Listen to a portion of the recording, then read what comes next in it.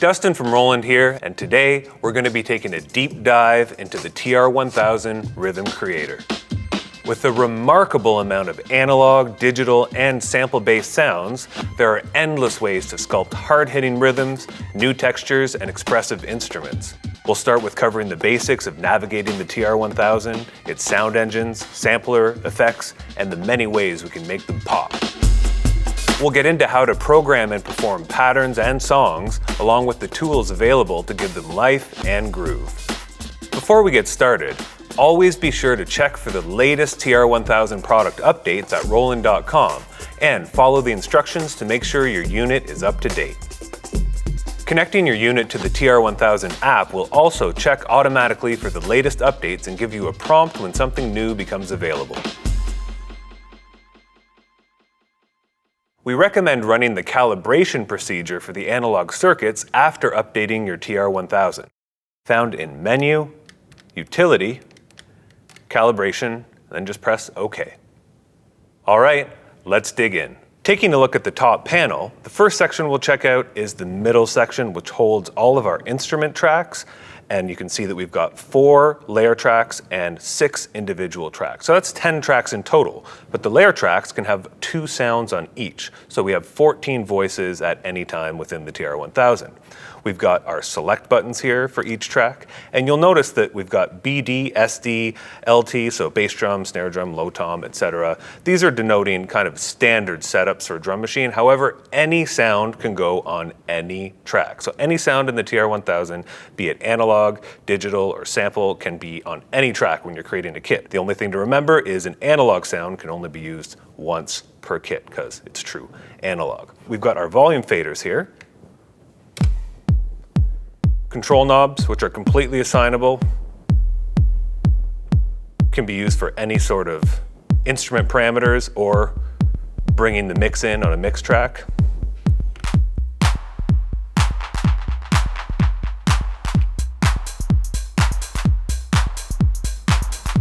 And along the top, we've got controls for accent, master effects, reverb and delay, and the analog effects section. Of course, we'll get into a lot more detail later as we take a tour of each section in detail. Moving down along the left side and the bottom, we've got a lot of our sequencer controls and tools. Of course, the bottom strip is our step sequencer where we can input notes.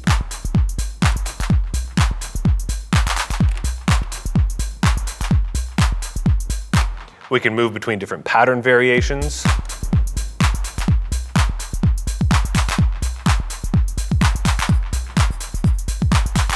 We can do things like add substeps, use step loop as a performance tool, control things like motion recording, which we'll take a deep dive into later on, and we've got mutes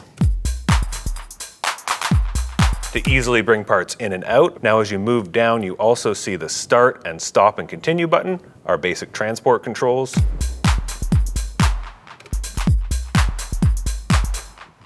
And as we move over to the right, we've got a very special new tool, the Morph Slider.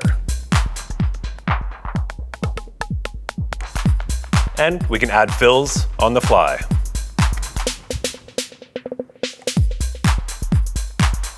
And we've got the shift button right here as well. Now this is very important. You'll see under many buttons on the TR-1000, there's some silk screening that denotes a different type of function for that button, such as the copy button is also the right button when we hold shift. Now we can also get to track settings like that, shift and track, many more. You can see quantize settings up here for the pattern. And finally, to the right, we have our screen, our encoders to control what's ever displayed on the screen at that time. We've got tools like sound generator tools. All of our sound design in terms of detail is going to go on over here as we navigate through our different tracks. This is also where we select instruments and kits, and of course, lots of different types of menu settings that you can get at by pressing the menu button. Now let's take a quick look at navigating the menus and using the encoders. It's quite intuitive. If I select a track here, like the low tom track, you can see in the menu, we have the 8x tom instrument, and there's 6 different parameters available there. This is mapped to the 6 encoders underneath. Makes total sense. Let's put a couple notes down. And coarse tune, as you can see, is in the top middle. It's on C2. Reformer, bottom middle, C5. If we move over to a menu that has just 3 different parameters, as you can probably guess, C2 and C5 are going to affect the same middle parameter.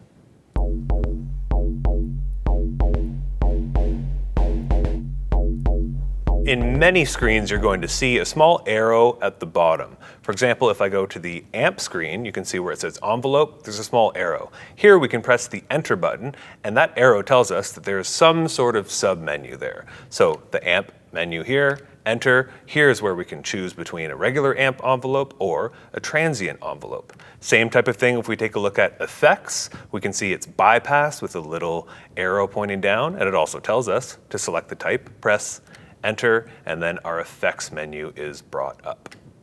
And finally, you can see with the C3 and C6 encoders, you see scroll and value. This is when we're in a menu such as, say for example, writing a pattern or naming something. We can use C3 to scroll through the options, and we can use C6 to change the parameter that's currently selected. This is going to be the case for a lot of different menus when you get into it. And one last thing before we dig in and start looking at patterns and kits and all of that is that the TR-1000 has a robust project structure. What that means is that at any time, the TR-1000 can hold up to 16 different projects. Now, what's in a project? Each project holds 128 patterns, 128 kits, and it also holds certain project settings. So if I press menu, see one of our options is project. Press enter, you can see right now I'm on project 2. I can open that up and change my project really quickly. And I can also see that there are some settings here. We'll take a more detailed look at that a bit later in the video. But what that means is that you can have different projects for different types of things that you're doing. Say you have one when you're in the studio, you're working on a record, but you can also have one that is made for live, where you have a bit of a different response, different types of settings for how you load kits, things of that nature. All right, now let's dig into some sounds. We're gonna start by taking a look at how to select patterns, then we'll take a look at kits and instruments. So with patterns, we have the pattern select button right here. And as soon as we press it, we can see on the screen, we can navigate patterns using the encoders. But also, when we're in pattern select mode, the buttons along the bottom become pattern select buttons. You can see that that's changing the pattern as I press them. If we want to change the bank, we can just hold down pattern select. We've got 8 banks of 16 patterns. So if I go to bank 1, let go, and select pattern 6, I've just loaded pattern 6. I'll load pattern 7 now. And you can see they'll move back and forth when I select the next and the one before finishes. Now you can chain patterns together manually by holding down any kind of window of different pattern buttons. So this would move between 6 when it finishes, then 7, then 8, so on and so forth. There's also, of course, a very powerful song mode, which we'll take a look at later. You'll notice also that kits were loading when the pattern changed. That's because by default, when you save a pattern, it can have a kit allocated to it. So a kit and all of its sound settings, different instruments, effects, all of that lives in a kit. But there is an option if you wanted to use the same kit across a bunch of different patterns. That's very easy to do as well. Now, keeping the pattern we have currently selected, let's try to load some different kits and see how it sounds. I'm going to press the kit button over here, and we can use the encoders, just like when we selected patterns on the screen, to take a look at different kits. So I could change this to a CR78 kit. You never know, that kit might not match with the current pattern, but this is a very quick way to kind of scroll through and try different things. Let's try a 909 analog kit. And these kits are completely customizable. There will be preset kits in the TR-1000. You can overwrite those, you can delete them, no problem. But what we'll do now is we'll work from a current kit and we'll start loading up different instruments to customize that kit. So what we want to do first is select the track using the track select button that we want to work on. Let's turn everything else down for now. And what we can do is press the instrument button over here, and this will load up the instrument browser, and we can start to scroll around and try different instruments. Let's try Instead of a 909 kick, let's try a 707, for example. All right, let's try something else. There's the 909 clap, ACB clap. We'll get more into the different engines soon. And you'll see that any sound can go on any track. So just a reminder, the bass drum track can have any sounds on it. It doesn't have to be a bass drum. So let's actually select an 808 kick. We'll press enter. And we can start editing on the screen if we'd like. All right, let's go to the snare. We'll press instrument, choose a different snare. Let's go to one of the ACB 808 snares. And now that's on our kit. So now that we've changed up and loaded some different instruments into this kit, we can of course save it to make it our own by holding Shift and right.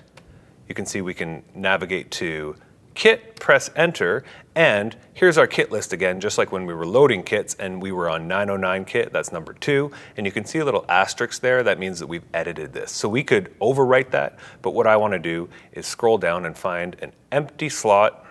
Let's go to number 27, press enter, and we can rename the kit here. I'm just going to scroll over and put 909 kit 2 just to keep it quick. Press enter. And now we wrote that kit to that location. If I press kit, we can see now the currently selected kit is our own. It's on number 27, 909 kit 2. So when we're loading up and creating instruments, what exactly does that mean? The best way to look at an instrument in the TR-1000 is akin to a preset in a traditional kind of synthesizer that has presets, right? So it doesn't just hold the sound, the first sound, which in our case here would be an 808 kick on this track. That is what we call the sound generator, right? So the sound generator is the very first step in creating sounds on the TR-1000, and we have a button down here that is sound generator. We'll get into the navigating soon. Now this is important. You're going to see that there are thousands of sound generators in the TR-1000, which can be made into instruments with all the other tools like filters, amps, effects, etc., which we're about to dive into. But the sound generator is just the first one, and that's like your oscillator in a traditional synth. So an instrument holds all of those settings, not just that core first sound. It also will hold the knob assignments. So as I was loading different instruments into this kit, it's also loading different knob assignments. So as we saw earlier, each track has its own knobs. Those are completely customizable. So when we save a user instrument or load a preset instrument, that will also contain knob assignments. Let's just take a look at the 808 kick again. So we've got tune is already assigned, decay, and even things like effects controls can be loaded into that instrument, because that drive effect is not a part of the core 808 analog kick sound. We added that when we were creating this instrument. So remember, when we're looking at an instrument in the TR-1000, it holds all the sound design possibilities on a single track. So you're loading or saving not just the sound generator, but you're loading the filter settings, the effect settings for that track, the envelope, and all of the assigned knob parameters too. So it's really like you're creating your own instrument out of the sound to be loaded on any other kit or any other track. Now let's dive into the sound generators. I'm starting from a blank kit. No instruments, no knob assignments. We're gonna build that out from scratch. Now the TR-1000 has 3 main types of sound generators. Analog voices, which are new, truly analog.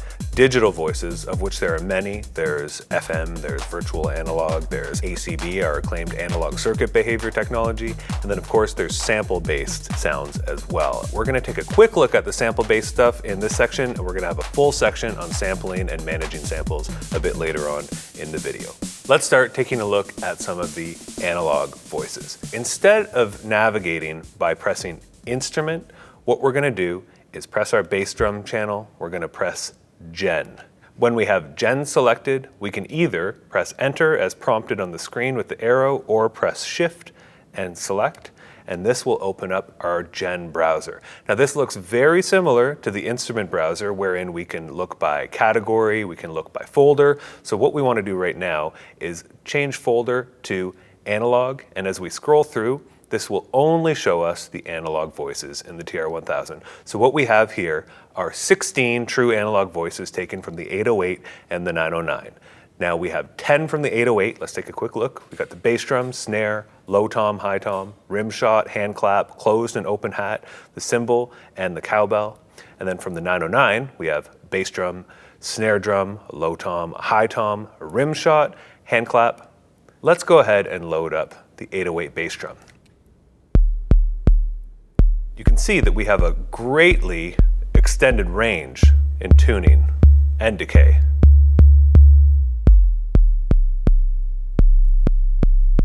To the point where it will actually sustain and self-oscillate all the way. Of course, we've got tone, which is our click. Now, we don't have time to look through all the analog sound generators, so let's take a peek at a couple more. So in Gen, let's press enter again, and why don't we look at the 909 low tom as an example. Here, we have this brand new parameter called color, which is kind of like the attack, like the noise, the beater on the drum. We've got a long decay and a low range.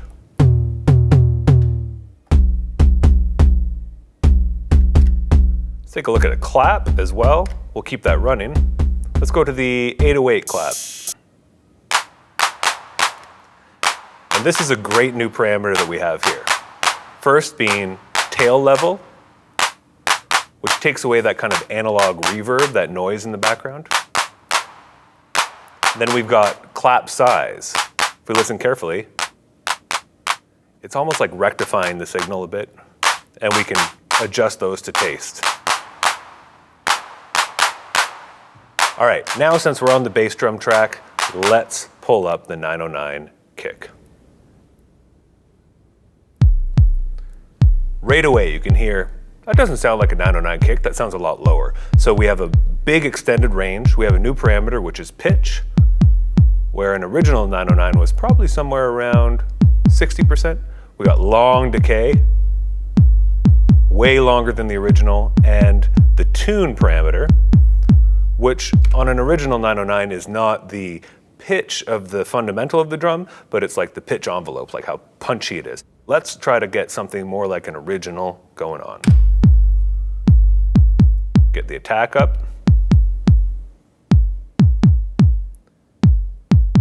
If we turn that tune all the way down, extend the decay. You've never really had an analog 909 sound like that before. Just know that there are a lot of different parameters that were never there on the originals. There's a greatly extended dynamic range. So as we get into looking at velocity on the sequencer, you'll be able to hear that some of those analog voices react much differently. Way bigger range, and also even the characteristics of the circuit change when you push and pull the velocity. Let's go to the closed and open hat. And for these, I want them to be 808.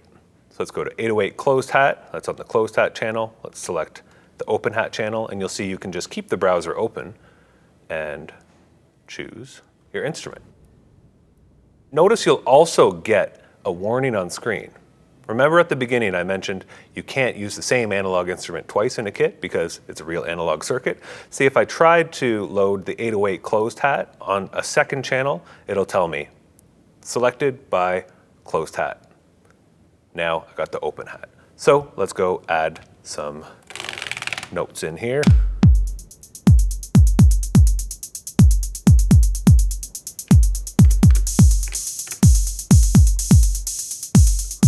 Now on that open hat, you might notice, well, hey, it's not being choked by the closed hat. Now that's a setting. You can choose to have that behave in a couple different ways. So let's just go over to navigate the second page of this generator, right? So anytime we're in a sound generator, we can use the increment, decrement buttons to go left and right.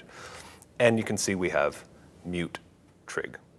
So this is going to choose which track is triggering the mute. So I'm going to say I want the closed hat to trigger the mute of the open hat. Now when I press play, you can hear that the open hat is there, but the sound's a little bit different. It's being choked down by the closed hat. Now if I remove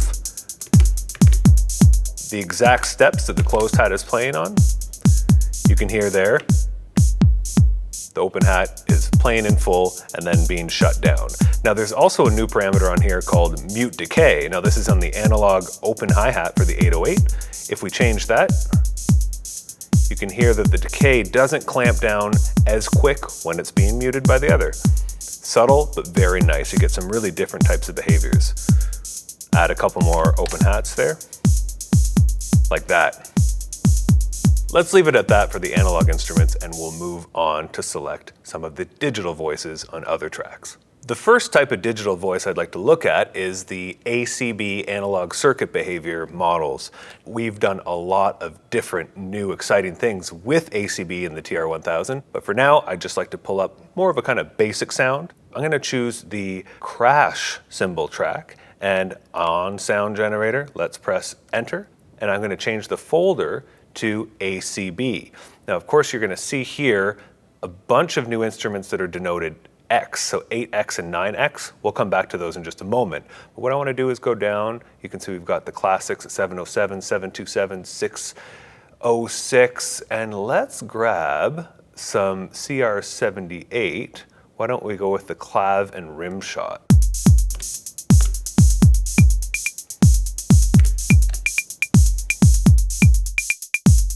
So when you see a sound generator like this that has two instruments noted, like clav and rimshot, or tambourine 1 and 2, that means we can actually put down alternate sounds too. And we'll take a closer look at different step sequencing moves later in the video, but we actually have two instruments on a single track here in this ACB model. So if I hold down the CC track and I put some different notes, you can see they're a different color, and that will be triggering the alternate instrument, the rim shot. So we get clav, clav, clav, clav, rim shot, rim shot. And of course we can change our settings. Let's leave that one as it is.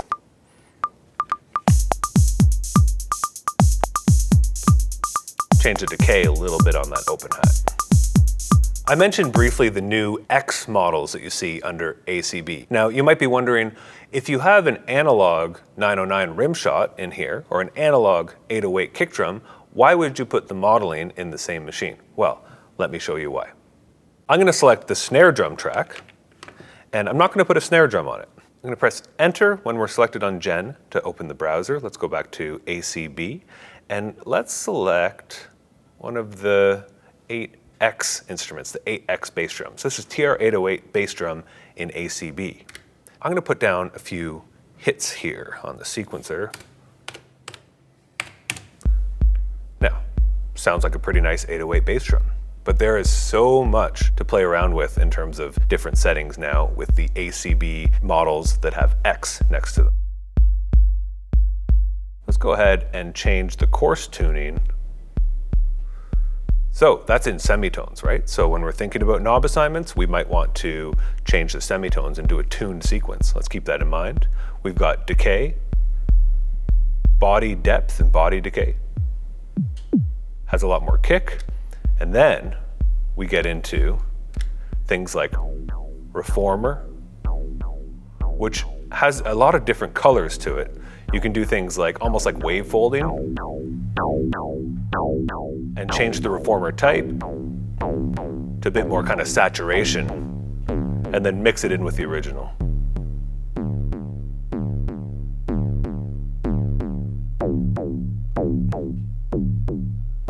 And the excite parameter will add a lot of nice harmonic content, let it sit a little better. Let's take a listen to that against our kick. So essentially we've just made a kind of bass synth out of an 808 kick using the new ACB.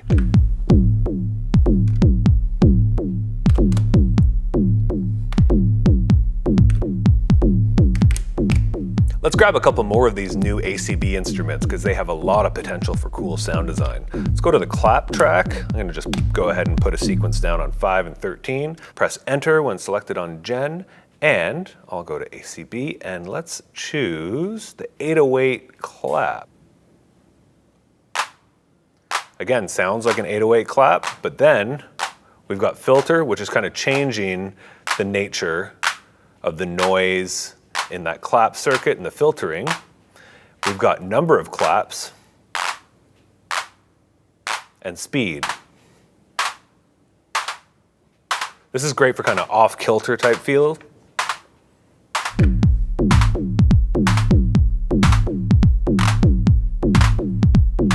Clap decay.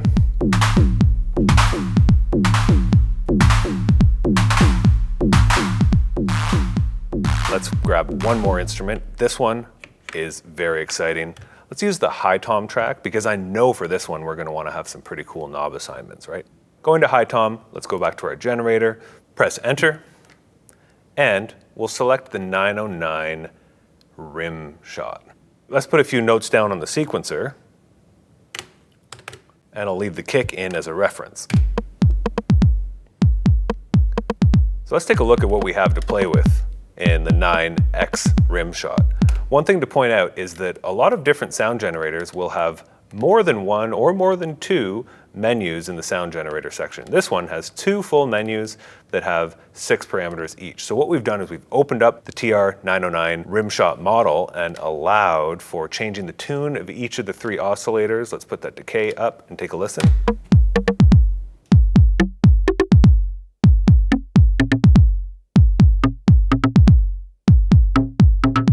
Open up the decay of all those. So let's put some frequency modulation in there, some noise. Put the bass down. Let's rearrange the pattern quickly to make sure everything is working together.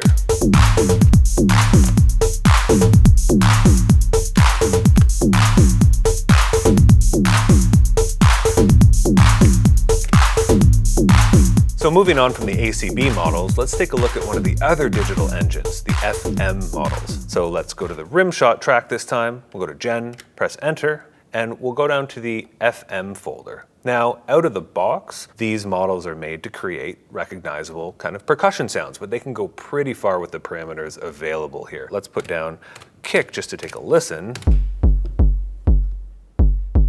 There's another one here, Model 2. Take a quick look at what we got here to play with. See, this has 3 full screens for the Gen. You can hear the core of that kind of FM synthesis there.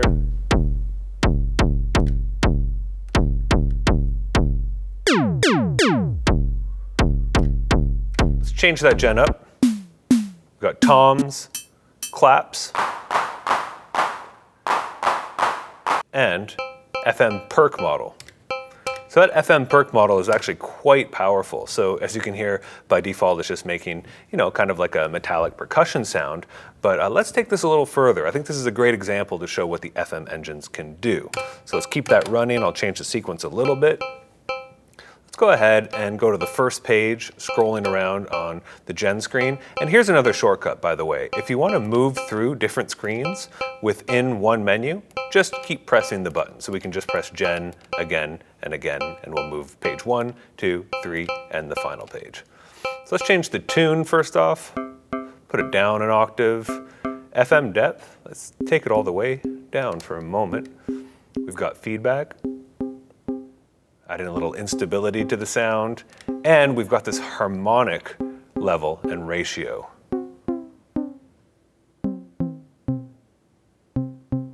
All right, let's bring the FM back in a little bit.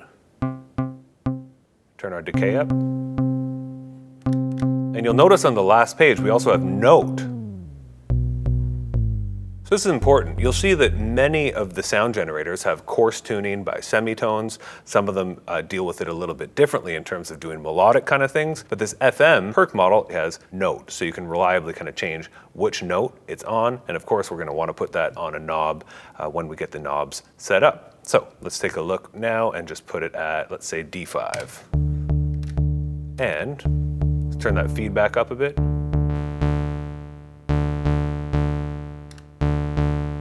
FM depth and decay.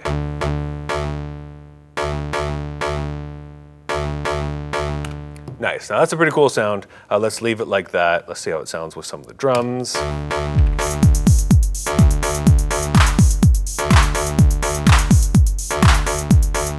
Okay, let's go to our ride cymbal track, and we're gonna grab another type of sound generator, a PCM sound. So we'll go to the Gen browser, go down to PCM, and these are really nice, kind of crisp, digital sample-based PCM sounds that can be manipulated in some fun ways. So let's just take a scroll through some of them. A lot of kicks. It's really useful percussion sounds.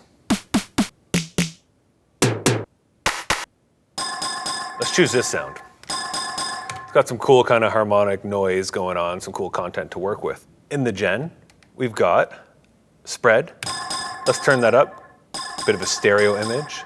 Let's turn the tune down. And we've got rate, which can go from 1 all the way to -1, and that's actually the playback direction. So it goes, it's speed all the way down to 0 and then reversed. So let's change that and take a listen to what it does. And we got this cool kind of building noise there, and we also have an envelope in here in the generator. I'm going to go ahead and also reduce the bits of this a bit, a little bit dirtier.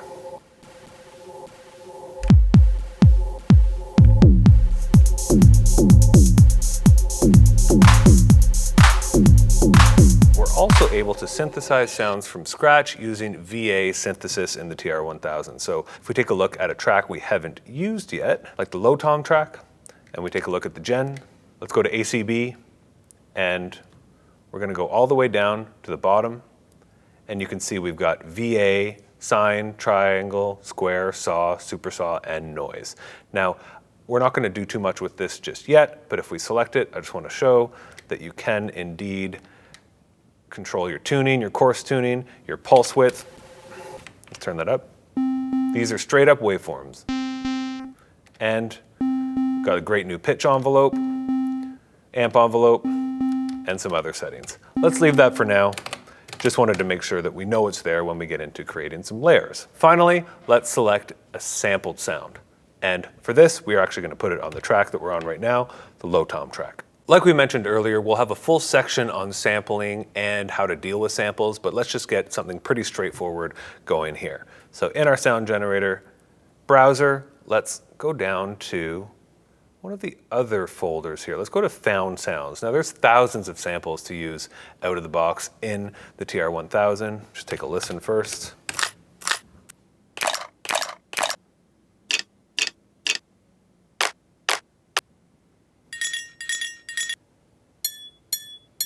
Organic crumple. That's cool. All right.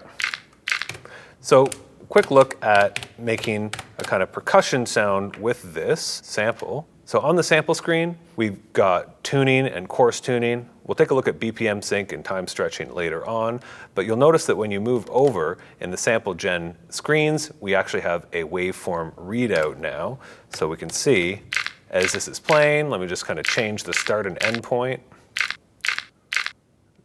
Shorten it down a little bit. All right. And we have an amp envelope in here as well. I'm gonna put that up an octave. And we'll use that as a sort of percussion sound for now.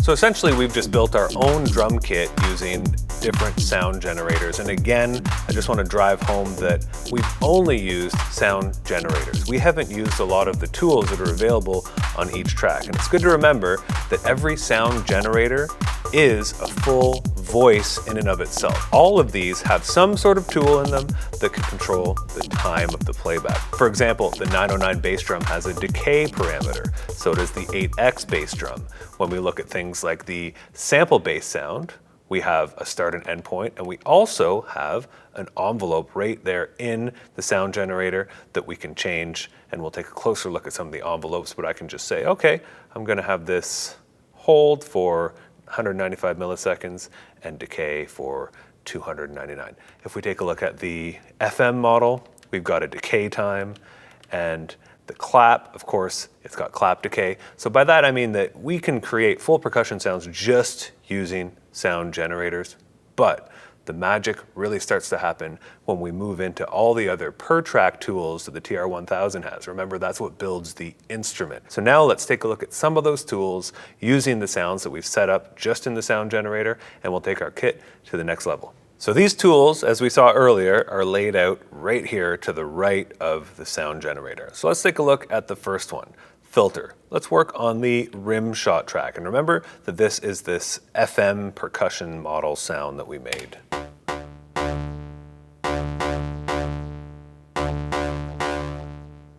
Just giving it a little bit more hair, a little bit more to work with because we're going to be working with a filter. All right, let's add a bit more feedback and FM feedback. Press the filter button. You can see on the menu, we've got a state variable filter as the default. This is a filter that can be low pass, high pass, band pass. It has cutoff and resonance, and of course it has a switch on and off. Now let's play this and we'll turn the filter on and we'll play around a little bit.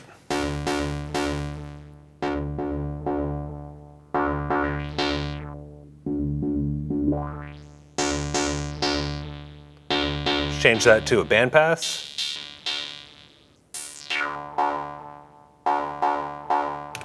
Now there's also a second screen in the filter menu, and remember we can toggle through the different screens by pressing the button again or left and right. And what this is a dedicated envelope for that filter, right? So it's an envelope for that filter which is just on this one track. Let's apply a bit of a different envelope shape to this filter cutoff. So we're going to turn up the depth and let's add a bit of attack.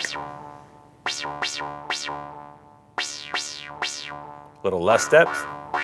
And on this envelope, we can even change the curve, and you can see that reflected on the screen. Let's make it a little more exponential, a little more depth. And of course, we can toggle back, change that cutoff. Nice. And one thing to note about the envelopes in the TR-1000, whether it's in the sound generator, in the filter, or as we'll see in the amp, is that the hold mode we can do is we can change hold mode to be either time, as in milliseconds, or it can be also in steps, so that's sequencer steps. So we can even say that hold time is a half a step or a single step, and that's really nice when you're changing BPMs or you want something that's kind of locked into the rhythm, but it's actually that envelope shape affecting certain parameters in your sound. Let's leave that as it is right now. Here's another pro tip. The shift button is your best friend. If you hold down shift, you might have noticed while you're in a menu, it will expose what current settings are underneath when you see the name of the parameter, right? So if I want to take a look and see what's the attack time without changing it, if I change it, I can see it. But if I don't want to change it, I just hold down shift and I can see everything right there. The filter is not just a filter. It can also be an EQ. Every track can have either a filter or an EQ in that step. Why don't we take a quick look at one of our other tracks where we don't want to do creative filtering with resonance, we just want to use a little bit of EQ, right? Maybe this sound has a little bit too much low end because we've already got this bass going in the kick. So let's just carefully take out a bit of low end out of that high tom track. So in the filter menu, remember we are prompted to press enter anytime we see a small arrow down. So let's press enter and we're going to change that from a state variable filter to an equalizer. And right away we've got an equalizer here and we have a low band, a high band, and two mid bands with selectable width. So let's go ahead, real simple. I just want to take down some of that low end. So on the low frequency, let's set that to say 175, and I'm going to put the gain down to about -13. There you go. And a nice thing about this EQ is that it also has a balance. You can do a parallel EQ if you'd like. Now moving on to the next tool in our arsenal per track is the amp section. We know amps as envelopes on synthesizers, also things like transient generators, and you have both of those available in the TR-1000. Just like on the filter section, you can select between an EQ or a filter. On the amp section, let's go to the kick drum, for example, and amp, you can see that we have the ability to press enter and select either an envelope or transient. So let's go to transient first. And a transient is an amp envelope transient generator. It's just a lot more simple to use, just straight to the point. So let's go ahead and turn it on using the switch. And you see we have attack, release, and then depth. If we want to add a little bit of attack to that kick drum, we can just turn up that attack. Not too much. And if we wanted to kind of have it sustain a little bit more, let's turn up the release. I don't want that for this because we've got a bass we don't want it to clash too much with. A little bit more attack. Simple as that. And remember I mentioned earlier that each of those sound generators has its own kind of amp control already, but there are times when you're going to want to double down and also use an amp envelope on, for example, something like an analog hi-hat, right? So that analog hi-hat, of course, it doesn't have an attack phase because it's not digitally created. It wasn't made that way. It was made with analog circuitry to sound like a hi-hat. So if we take that 808 hat, the closed hat, and we go to our amp section, let's turn that on, and all I want to do now is add a little bit of attack time. So it's almost going to turn it into more of a shaker kind of sound. Let's put our hold time to 20, let's do 10 milliseconds, a little bit of decay, actually even lower hold time. There we go, right? So we just changed that nice crisp hi-hat to almost more of like a shaker kind of sound using the amp envelope. But you can bet that it's still doing the effects on the open hat that we set up, just the same. Now the amp section also has a second page we can take a look at. Now right now we're on a single track, and this will look a bit different when we get to layer tracks, but we'll get there soon.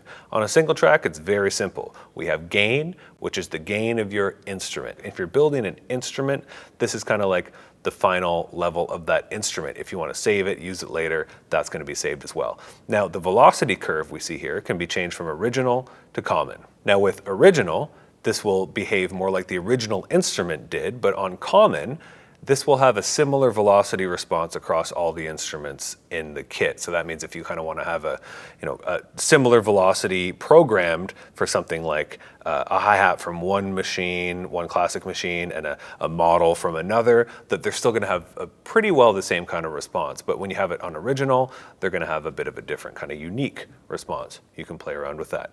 Now under the amp button, we can see we have compressor. So let's press shift and amp, and this will bring up the compressor. Now, what sound that we have so far could use a compressor? Again, I want to treat that 9X rim shot.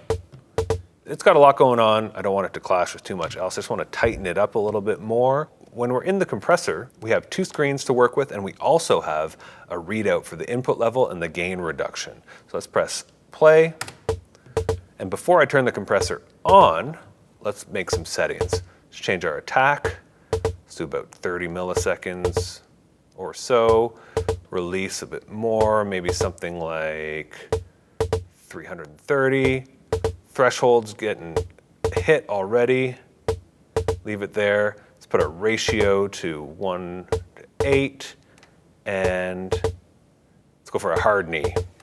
Okay, let's turn it on. And we can change the balance. Parallel compressor on every single track. That's just the 100% compressor. Now let's put it at 50 and let's squash this up a little more. Get that threshold down.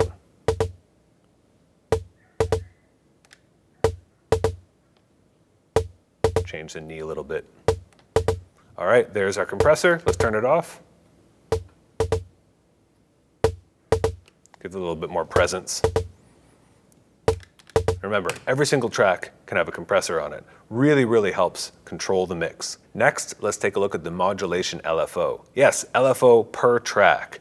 Let's hold shift and press filter. Underneath we see mod. Let's go back to our rim shot track. Remember, that's our FM sound.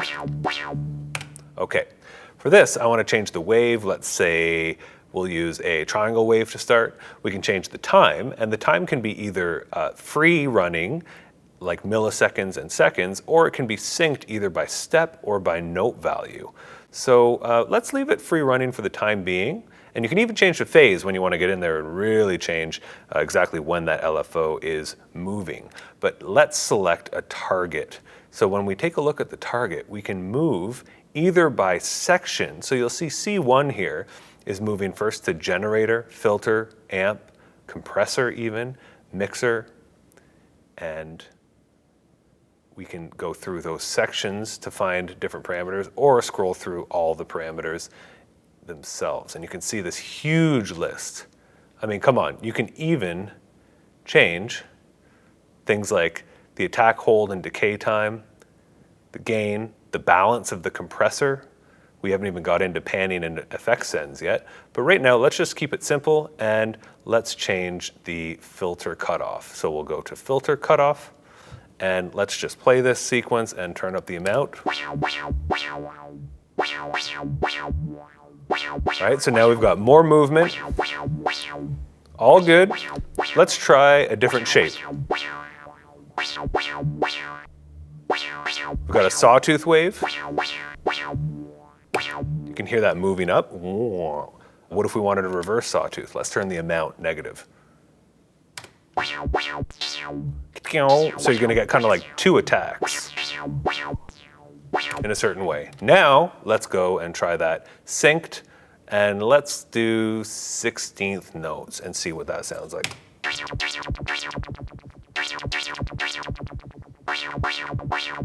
A little more subtle. Let's leave it at that. So tracks really start to come alive with per track effects. So in addition to the master effects, reverb, delay, and analog effects, which we're going to look at shortly, every single track has its own track effects. So if we press the effects button, again, we're prompted to press enter, and we get a list of all the effects that are available for each track independently. They start with more color kind of effects like a drive. Let's put it on the clap here. And these have a lot of detail in different pages, right? In terms of like pre-EQ level, pre-EQ frequency, post, and all that, so you can really punch the drive in. Let's take a look at some other effects though. In addition to color effects, we've got things like an additional filter, a boost, an isolator for that really hard cut kind of EQ, saturator. Then we get into some really fun stuff like frequency shifter, which is really interesting because it can shift the input frequency of any signal. So if you want to kind of change the frequency of, say, an analog instrument, you can do that too. It gets really interesting, and because there's also a mix, so you can kind of get this layer. It's fun for melodic things too, like, oh, I want to add a fifth on top of everything. But you see, for the clap, it can get kind of interesting like that. Add a little bit of low-end punch or a kind of high-end kind of sheen like that. Let's leave that one. A little balance, a little bit down. I like it. And finally, let's take this interesting PCM sound. Remember this reverse sound we made?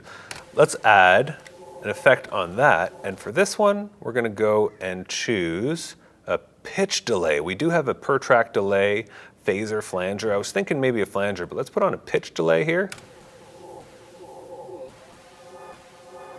Ooh, this kind of rising delay sound. Let's stop that. Hear that? And let's add a bit more feedback and turn the time down.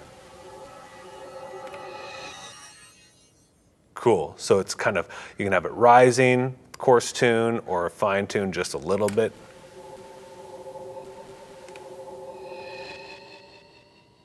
Nice. Let's leave that. So that's going to be kind of our atmosphere track. And while we're here, this is kind of the essence of working with tracks on the TR-1000. I'm noticing something. There's a bit too much low end. Let's just go to our filter on that track. Let's turn it to a high pass filter. Turn that cutoff down. Add a bit of resonance. Nice. A lot more controlled. That'll sit a lot better with everything else that's going on. And now for the final tool in the arsenal, the mixer. Let's go to our hi-hat track and go to mixer by holding shift and pressing effects. So here is a lot of really standard, straightforward stuff that you're going to want to play with, like panning, reverb send, delay send. We've got sidechain depth. We'll get into this in a bit more detail. Let's try sidechain depth on that sound we were just working on. There's our kick.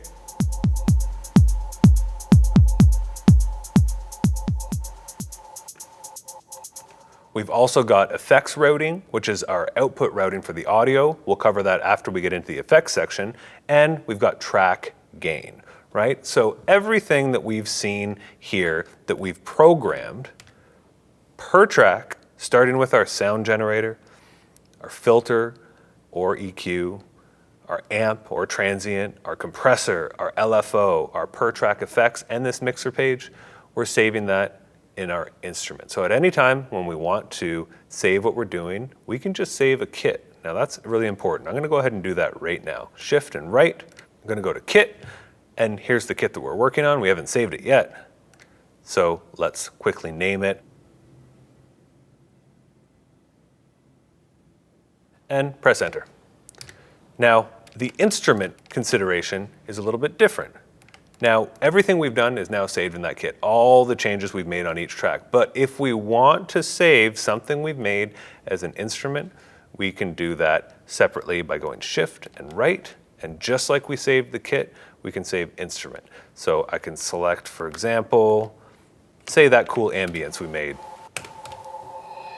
There we go. If I want to save that as an instrument and use it later, shift and right, instrument, and we can choose which category to put it in. So this is a little different than kits. Instruments have categories. Remember when we were filtering before? So say I want this to be in a category called synth. Now I can press OK, save a new instrument. And again, to be quick, I'll just call this Thrill 2. It started with the name of the PCM sound we used. Write it.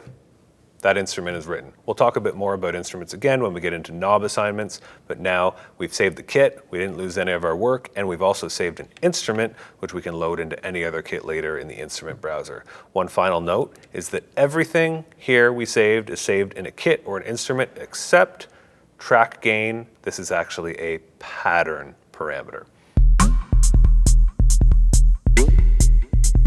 Let's take a look at layer tracks. Track 1, 2, 3, and 4 can hold 2 different sounds. Now, what exactly can they hold? They can hold 2 different sound generators, and those sound generators also have independent filter or EQ and amp or transient. Now, I know what you might be thinking. Can we layer analog instruments together? Well, yes, you can. So just for now, we might not keep it, but let's try layering an 808 analog kick on top of that 909 kick.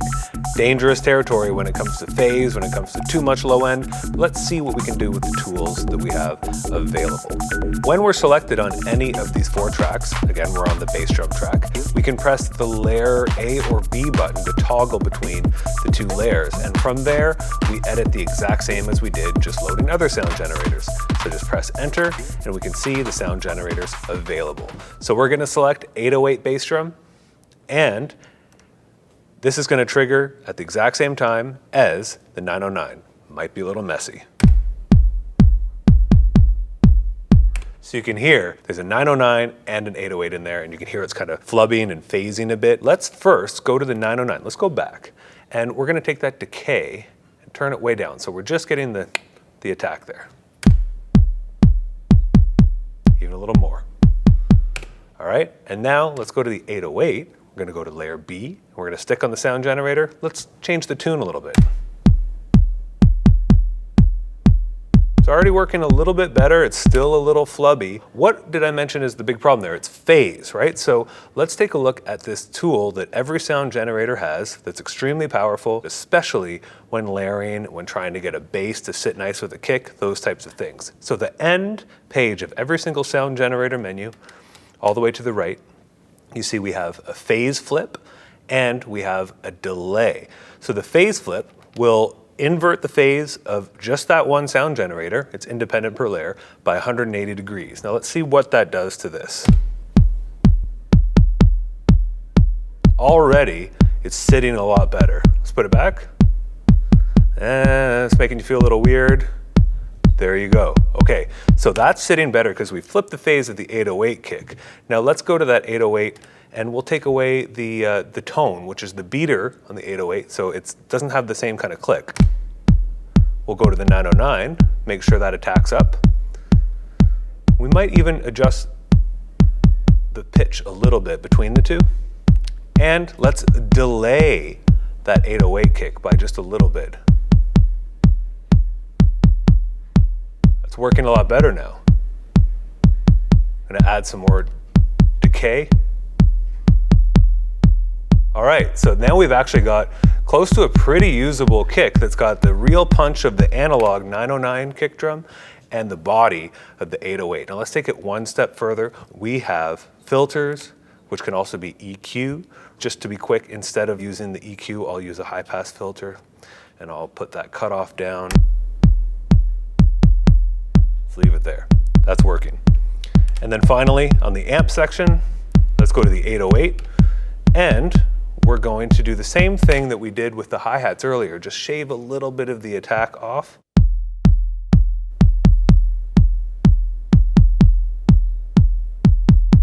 Nice. We've successfully layered an analog 909 kick for the attack with the body of an analog 808 kick. We've reversed the phase, shifted things around, filtered things to make it work much better together. And remember, they have a shared compressor, shared effects like a drive. We won't keep going with this, but you can imagine still letting it glue a little bit more together. You remember that we had a very simple sample-based percussion sound on the low tom track. Okay, let's add a layer B to this.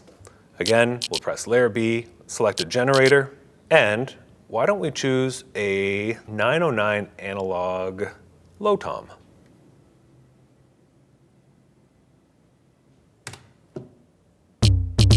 Let's tune that down, change the decay, add more of the color. Much more straightforward. Now we just have kind of a nice low tom sound that also has kind of a high, kind of click sound from that sample. Let's take it just a little bit further, and what we'll do with this is we'll take a filter and we'll put that on the sampled sound, okay? And we'll put a bandpass filter on it and just kind of zone in on a certain area. Add some resonance. A lot of resonance, more, and we'll add some filter envelope to get a bit of a pew pew sound. Bring that down a little bit more on the cutoff, and there we go. Right, so now we have this sound that's definitely got a lot of presence in the high end, and let's add a little bit of delay and reverb to that, and we'll see what we get.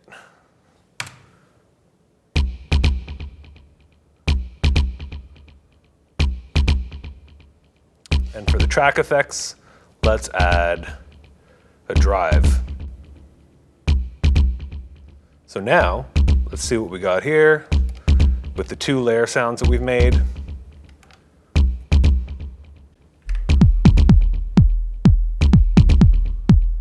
A lot of low end coming from that kick with the 808. We could balance it out a bit more. That's working nicely. All right, still a lot of low end, but we've got lots of tools to deal with that. Now you'll remember when we looked at the amp page on a single track, we had the option for velocity curve and gain. Now when we're on a layer track, I mentioned that there's more to deal with. So let's take a quick look at that. Go back to the kick for a second. You can see here, we have not only a crossfader to mix between the two sounds, but we also have a direct control over the level of A and B. So I could just go ahead and turn down that 808 kick, make it a little more subtle. That A-B mix has available curves as well, so we can have a different type of linear or logarithmic response. And you would have noticed that some of the instruments that we loaded up earlier, the presets, have the mix knob assigned to A-B mix. And with that, we should move into how to assign effective knob assignments across our custom kits. So let's start with that one on the bass drum track. We're going to assign a parameter to the mix knob. So whenever you want to assign something to a knob, it's very simple. You just press the knob assign button and touch the knob you want to assign something to. Boom. So this automatically moved us to the bass drum track mix assign. So anything we touch, you can see it changing, will then be displayed on the menu, and we can assign not one, not two, but look, there's 2 pages, up to 4 different parameters per knob on every single track. So the one we're doing is mix knob, and we're going to scroll using the C1 encoder to select which parameter. Now, just like we saw with looking at LFO destinations earlier, there is a ton of stuff here. Now we're going through each section. We're seeing both generator A and B, all those parameters, the filters on both A and B, amp AB, etc., etc. What we want to do is go to the amp section and go to AB mix. And right away, what we have is that parameter assigned to that knob. And look, we even have a minimum and maximum. So we can change the range of any knob and even the direction of the knob. So let's take a look at that. Let's fade between the two now using the mix knob. Just the 909, just the 808. Both together, anywhere in between. You'll see tune and decay already denoted under some of these knobs. Let's go ahead and adhere to that. So we're gonna go knob assign, we're gonna touch the tune knob, and let's set it first to the tune of Gen A. So we're gonna go and go to pitch of Gen A. Now, when we turn this, you can see it's changing just the pitch of the 909.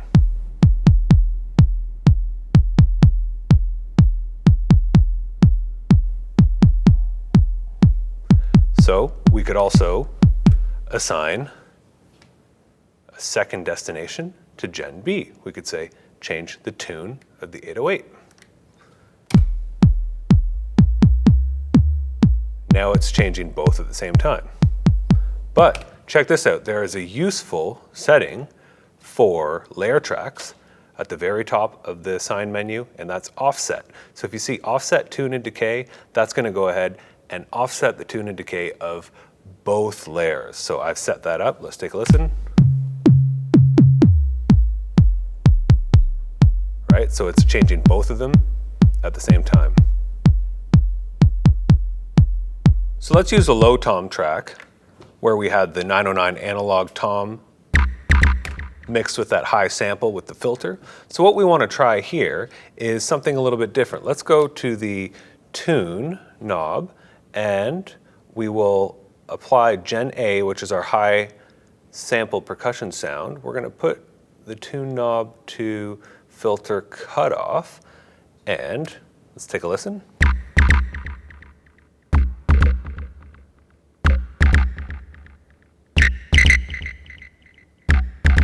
Got quite some interesting resonance there. Let's leave it how it is, but also change the range a little bit so we can change how much that's sweeping the filter cutoff. Let's make that the max. And the lowest, turn it all the way low, and we'll change the range here.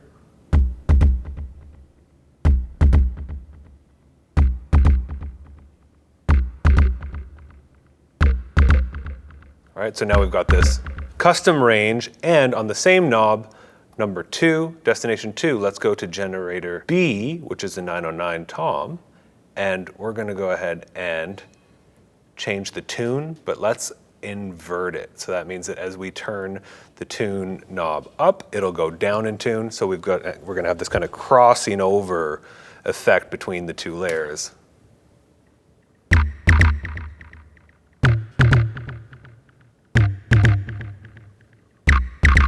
Right, now why do we want to do that? One, because it's a really great way to get some fun sound design going. Let's try it with the kick.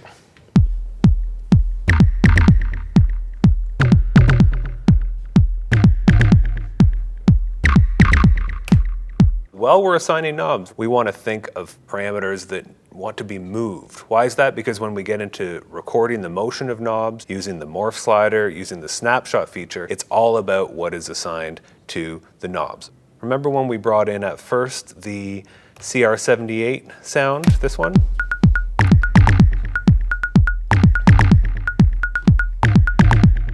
We said, oh, we might want to put the decay of that onto a knob. Knob assign, turn the decay knob, and we'll just simply move down to Gen decay. So now we have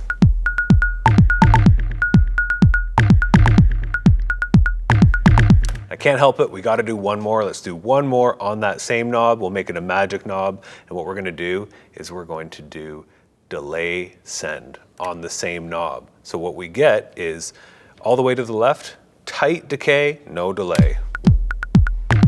As we turn to the right,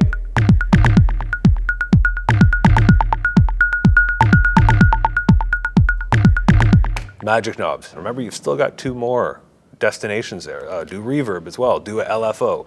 I'll leave that up to you.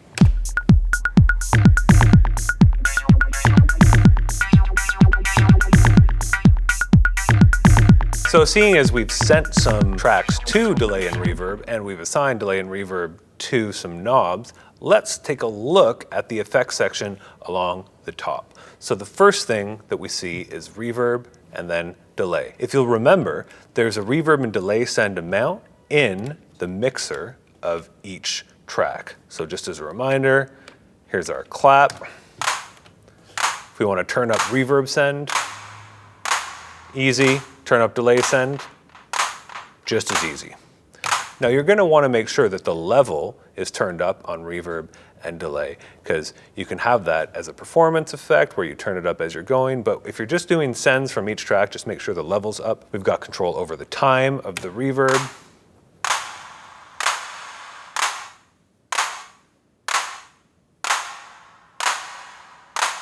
And the time and feedback of the delay.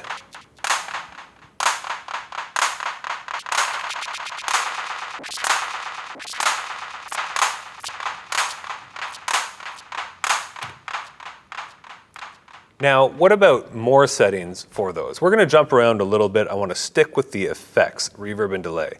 Now, this is getting into kit settings, and we're going to move into the reverb and delay settings in the kit. Then we're going to come back out, take a look at master effects. But for now, we want to jump into kit edit. So just like any other silk screens, under the buttons, we're going to hold shift and press kit.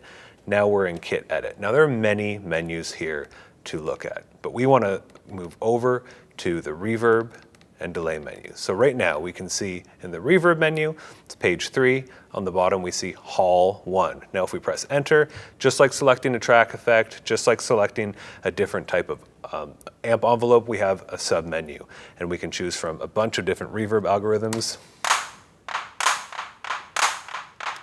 Turn that reverb send back up for the clap.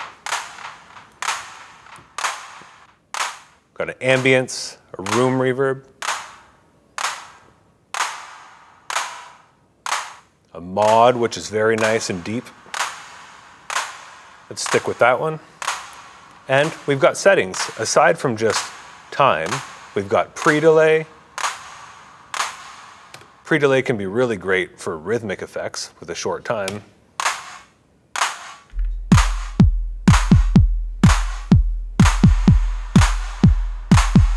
And we've got a low cut, a high cut, reverb density, and other things of that nature. We've even got sidechain as well for the reverb. Now looking at the delay, let's send that clap to some delay in the mixer. We've also got different types of delay if we press enter. Let's try the pan delay. Change the sync time, change the percentage between the taps.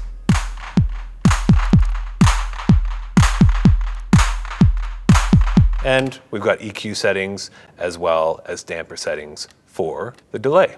We've also got an echo and a pitch delay in there. Let's leave it on pan for now. So now we know that we can send any of the tracks to delay or reverb with different amounts, just like a send in a DAW to an aux or a bus. Now we've also got master effects on the output. Now we will get into routing at the end of the effects section, but just know that there is quite a bit of different routings you can do for all these different effects. The master effect, we can turn it on by pressing the big on button here. Let's try that. And the default effect is right now scatter, and we can control it with knobs 1, 2, and 3. So master effects, very easy to use, on, and then start twisting knobs.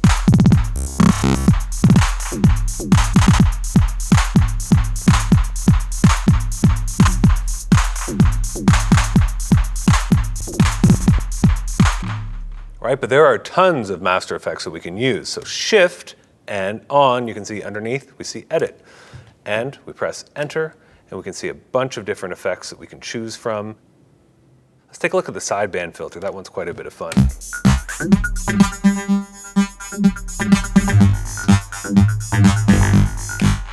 Quite an extreme effect, but if you go over to the second page, remember, always look if there's a second page. Anywhere in the TR, you can actually balance that with the dry signal.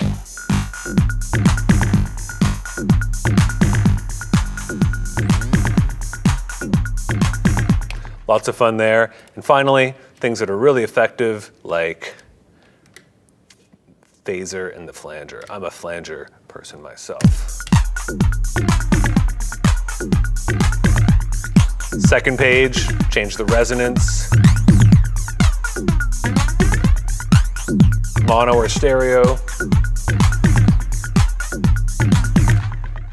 And now, the final section of the top row of effects is the brand new analog effects section. So what we have here is dual analog effects. We have a brand new analog multimode stereo filter. It's an OTA filter design. And we have a brand new analog drive circuit, also stereo. So there's 3 different modes that we can use here. Let's take a look first by just using the default. We're going to turn analog effects on. Let's have a very simple kind of drum beat going.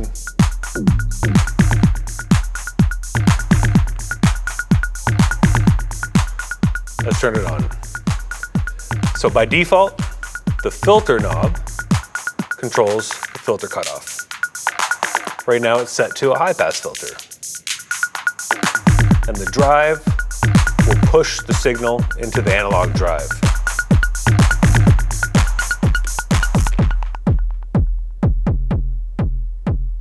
So this can go from subtle finishing touch, off, on,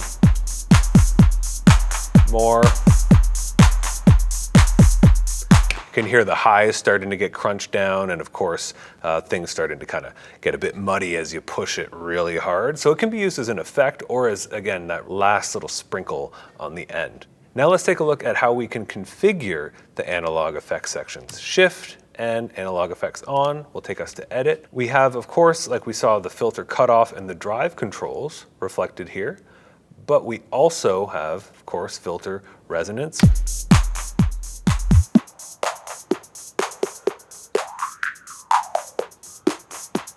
And we have the amount of drive into the filter. So there's actually a unique character to the filter. If you drive the input, it gives you a different type of saturation from the actual drive circuit. So let's take a look here. We can also change the filter type. We can have this filter be a 12 dB high pass or low pass, a 24 dB high pass or low pass, or a 12 dB band pass. Let's take a listen to the low pass.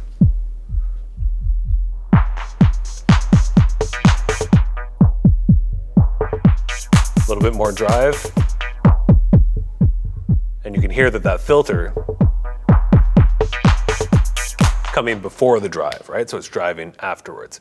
Now, if we press enter when we're in edit for analog effects, we can change the routing for the analog effects. We can have filter into drive, or we can have just filter or just drive. Now that's just depending on what you would like to have set up for your kit, because all of these effect settings are, yes, kit settings. We're still editing a kit here. So if we go to just filter, we can see that now the controls are resonance on one knob and filter cutoff on the other. And if we go to just drive, we have input gain and then drive. There's also an offset for the drive, and we can really kind of change the bias and crunch things up in some really interesting ways. If we change that, take a listen, right? So definitely something you want to take a look at when we get into the different types of routing. So we already know that the delay and reverb send is individual per track, but what about things like the analog effects or the master effects? Okay, so what did we end up with? We ended up with a drive on the analog effects section, and we ended up with, let me just level that out, output gain, there we go, just make sure our drive output matches the input in terms of volume. And then we have a flanger. Right? So what if I want to crunch up my kick drum and my clap in the analog effects, but I want my hi-hats and some of the other stuff to not go through? That's fine. Check this out. We will go to bass drum, and in the mixer menu, we see effects routing. So we can say, all right, I don't want my bass drum to go through a flanger. Not my vibe. Let's change that just to analog. Let's press play. So that kick drum, not going through the flanger. Everything else is though. What if, I don't want that rim shot to go through the flanger either? Let's go to that track, mixer, and straight to the analog effects. Now comes the next part. So you can route things together however you'd like. You can also bypass the analog effects and the master. I'll pick one sound to do that. This sound here on the high tom, let's go to its mixer, and we just go to through. It's not going to go through anything. Now the final step, what if I don't want the master effects to go through the analog effects? You can do that as well, right? So looking at the master effects section here, we edit in the final page FX route for that, either analog or through. So now anything going through that phaser is not going through the analog drive.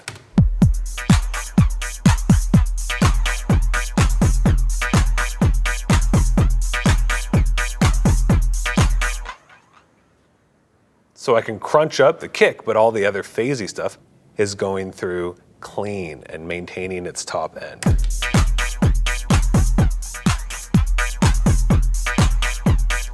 Finally, we can also select for our delay and reverb what their output routing is. So we can send that through the master effects, through dry, or through the analog effects section. Let's top this section off by looking at the rest of the kit settings that are available. So we've already seen the delay and reverb settings we can use. Now let's go to the very top of the kit menu, and it's very simple. In the first common kit settings, we can change the kit gain, which simply just changes the gain of the overall kit when you save it as a kit. So if you load it elsewhere, you'll have a similar gain. You've also got clipping options, soft or limiting the clipping of the kit output. You have external input settings. We're going to leave these for the sampling section. You have an LFO dedicated for the effects section. We won't do any examples here, but just use your imagination with what you can see. Let's send an LFO to reverb time. Let's send an LFO to the sync timing of the delay, interesting things like that, or the feedback of the delay. So some pretty interesting stuff you can do there. And then finally, if we move over to the last page, this is the sidechain settings. So you'll remember we added a bit of sidechain to this effect sound. And I didn't change any settings when I turned up sidechain depth, which is a mixer setting. So I've got sidechain depth all the way up for this sound. What could be sidechaining it? Well, the default is the kick drum, but we can change that and the behavior of the sidechain in the kit menu. So let's just stick with this track because we know it's being sidechained. We can hear it to the kick drum. Full sidechain depth. If I turn it down, less of an effect, more of a utility. Get out of my way, that's my space. So shift and kit, let's go right back to the sidechain menu. And finally, we're going to change the source for the sidechain. So it defaults to the bass drum track, but right here, we can change it to any layer or any track, right? So just for an example, let's do something a little extreme. Let's sidechain that sound to our CR78 sound here. Pretty cool with the flanger going and everything. And then we also have an envelope for the sidechain shape, where we can change the curve. We can even set the hold time to be a rhythmic value, seconds, and we can change the polarity.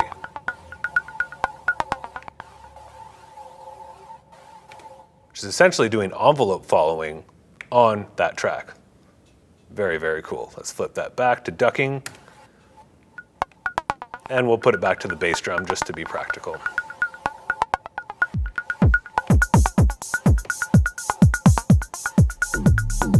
So let's just do a quick recap now that we've changed so many settings and built this kit up from scratch. We can save this kit, Shift and copy, go to Kit.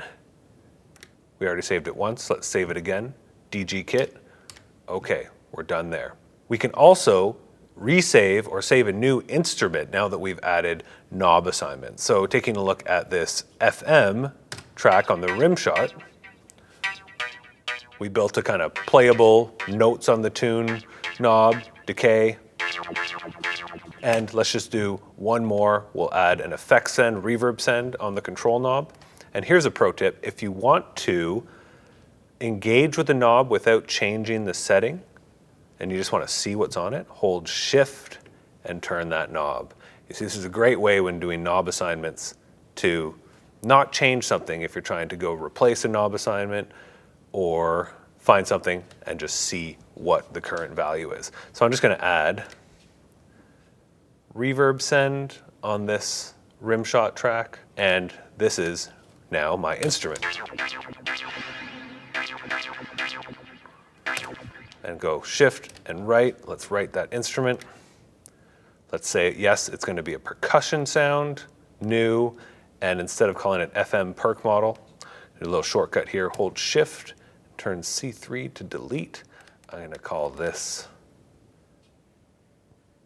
DG perc. Press right, and now I'll be able to load this up from the instrument browser on any other kit, any other track. All right, so now let's take a look at creating patterns. We'll get into sequencing, motion recording, variations, and some of the other really powerful tools that help simple ideas come to life. So first things first, the step sequencer. So to get started entering notes in TR-Rec mode, which is the classic step sequencer mode, we just want to make sure that TR-Rec is illuminated. Now we can select any track, and putting in steps is as easy as just selecting 1 through 16 on the step buttons. Let's add a bass drum sequence.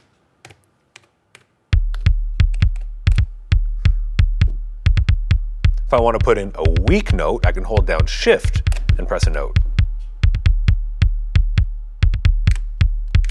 Now, it's worth mentioning right off the top that there are actually two modes to use TR-Rec. Now, this is the standard mode, the default, wherein you hold down Shift to add weak notes. Now, if we go into our project settings, we have this setting called TR-Rec mode. We can turn this to classic if we want something more like an old school 909, wherein a single press will put in a regular note, and a second press will put in a lower velocity, a weak note. Let's leave it on classic because I like that vibe. All right, so let's go in and add a few more sounds. This FM percussion sound. All right, let's add some hi-hats.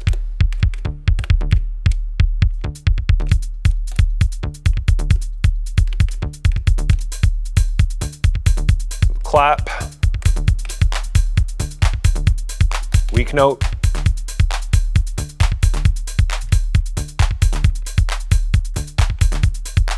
Add a little bit of tom. And that's really as simple as it is. Select the track and put your sequence in. We've got a ride cymbal here. Let's just add a little bit of that. We might not want it there all the time. Let's add it on the upbeats. Now you'll notice there's actually one other track on here that we haven't talked about yet. And you see with the crash and the ride track, if you press them together, you get the trigger out track. Now this is a dedicated track that is for the trigger output on the back of the unit to connect to analog or Eurorack modular gear. Now this can be treated just like any other track. It doesn't have things like velocity, but it does have a lot of the other tools that we're going to look at today. Now, the other thing that's very important for TR drum machines is accent. We've already seen we have a high velocity and a weak velocity note that we can put in very quickly, but we also have accent. Now, if we press the accent step button up here, you'll see that we have a blank sequencer strip.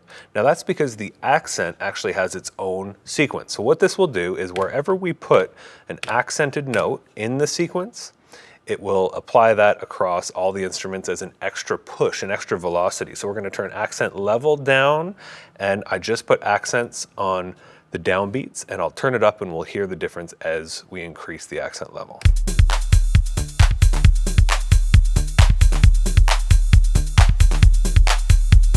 Little extreme, I'll leave it at about 30. Now that's a really great way to get things to start breathing, right? Just different accents, and because all the instruments adhere to that, it really pushes and pulls very nicely. Now while we're in this screen, we can see that there are some other options. The one I want to pay attention to is accent depth. Now this is an option that allows you to extend the range of the accent, so have a more extreme minimum to maximum just for more expression. You can play with that as you will if you really want things to start low and go really, really high.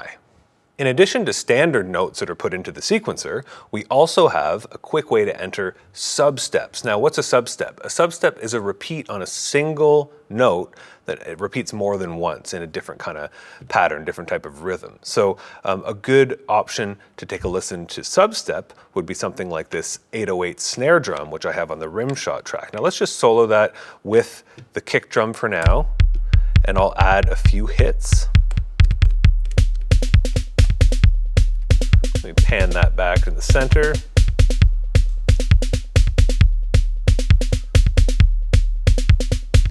Now this sub button, if we hold this button, add a step, you can hear it's like a drum roll. Let's add another one. And you see that that also will adhere to the weak notes as well.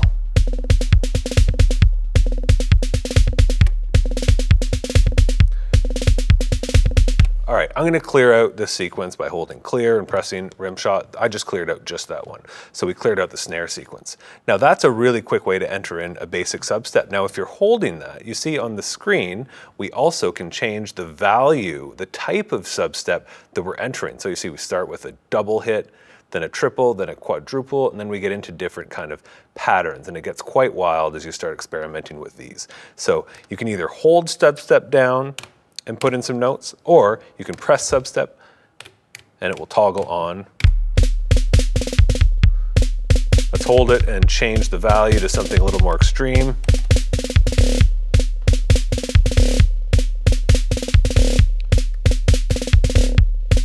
Make those weaker. So more than just a rhythmic kind of tool, it can actually be a cool effect too on that snare drum, right? Now we covered layer tracks earlier in regard to sound design and getting things set up, but what about sequencing? Now things get really fun when you're sequencing layer tracks. As we saw with the kick drum earlier when we created one by mixing two kicks, I actually have a similar kick drum right now. I'm gonna clear the bass drum track, just that track by holding clear, pressing bass drum, and let's put down just a 4 on the floor kick. If we take a look, this is actually a 707 kick mixed with an 808.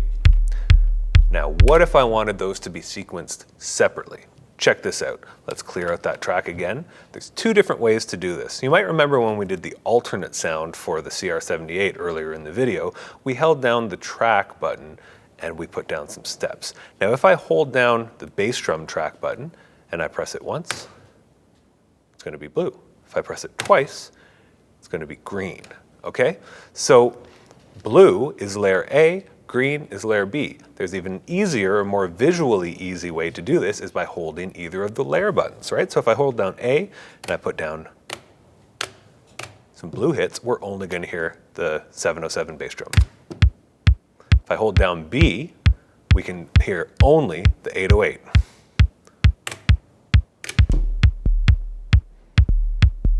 Right? So that way we can even mix those hits together. Say I wanted just a normal hit on step 1 with both.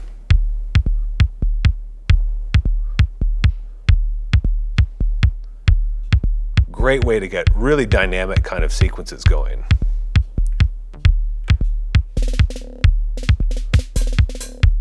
We have some other layer tracks on here too.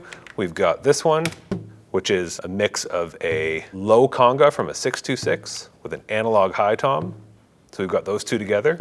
And I've even got some different tunings assigned to the knobs. We'll just throw some stuff in for fun, see what we get here. Just a 909 tom, and let's go a bit crazy.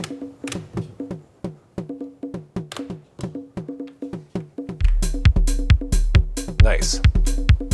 We can put in a few hits that are together. Little crazy. Let's clear out those steps. But you can start imagining the type of things you can get into with combinations of layers hitting together and separate. And it's really nice to have the control on a single track like we do with these kicks. When you have the layers, the mix being controlled by a knob, you can use it for performance, right? So to the left, I've just got 707, to the right, just the 808. I can even kind of rock that live. Instead of muting a part, you can kind of fade it in or do it abruptly. So I'd like to cover something quickly that goes back to what we looked at when we were creating our kits, and that is in the mixer menu. That's the level of each track. Of course, when we're building something out, we can use the volume of the faders. It's really nice to have the volume you want when you're playing live with the fader all the way up. So check this out. There's a special mode that we've introduced in the TR-1000. When we go into the mixer mode, enter. So if we press enter, there's this new feature called reflect to gain. If I found that something was a little bit too loud, let's go ahead and play. Like that clap. Might be a little bit too loud for my tastes. If I go ahead and level it out manually to a place that I like, I don't want to have to remember that, right? Or go into the menu and individually change things with the encoders. So we can simply press reflect to gain. Now what this will do is automatically assign the current levels on the faders to the track gain, and it says, please move all sliders to max. And now that clap is leveled out, and we can go take a look in the mixer. Now it's at -51 dB. So I can do it live, make my mix like this, reflect the gain, then put everything up, and that is a pattern setting. So then you can save your pattern, and then everything is nice and leveled when you load it up next time. So we've seen that each step can have a normal or a weak velocity in a couple different ways. We've also seen that we have accent to help different steps across the entire pattern, but each step has a wealth of settings. So let's take a look, for example, at the clap here. If I hold down just a single step from the clap, now you can see what's reflected on the screen. All right, one more time. If I hold this step down, it's not going to delete it, it's not going to change it. It's going to open up the screen. Now this is the per note settings for every single note, independent for that note and that track. Look, we can actually get in there and adjust the velocity manually, which is really great if we want to do some more detailed velocity sequencing. Let's just listen to that. So I'm going to add a couple notes here. Higher velocity. Very easy. Lower that velocity, and you'll see that it's reflected in how bright the key is as well. Nice. So very easy to get different velocities per step. Let's take a look at what else is there. We've got probability, and this is a percentage of if that note will play or not. So let's set both these clap to 50, both those main claps on 2 and 4.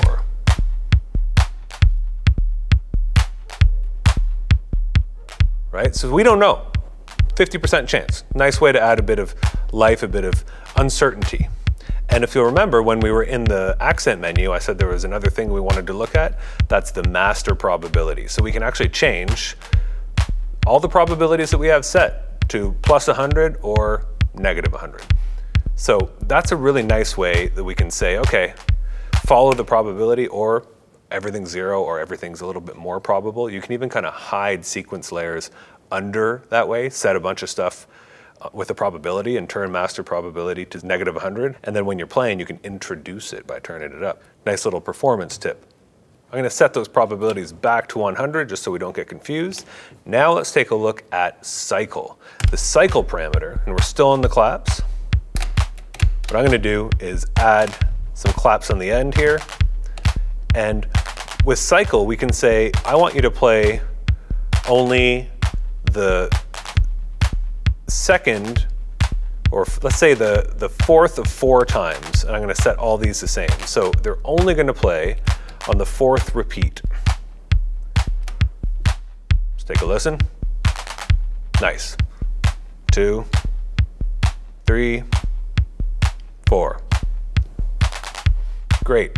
And we've got even more settings in there. So first only is going to make it so that note only plays the first time the pattern launches. It's not going to play again. So it's great for things like crashes that you want just at the top and then you kind of rock out on the pattern for a while. It's not going to play again until I stop and start it again. One really important part about the TR-1000 is the fact that it's not locked into the grid. Yes, we do have micro timing, right? So we can shift things, individual hits on and off the grid as we see fit. Let's clear this all out and just make sure we got a real simple sequence here. So snare here, clap here. Now on these clap hits, I could go in, hold down the step and you see start. I can shift that clap late by anywhere from +1 to +100 towards the next step. So I can get a nice loose feel, different per step.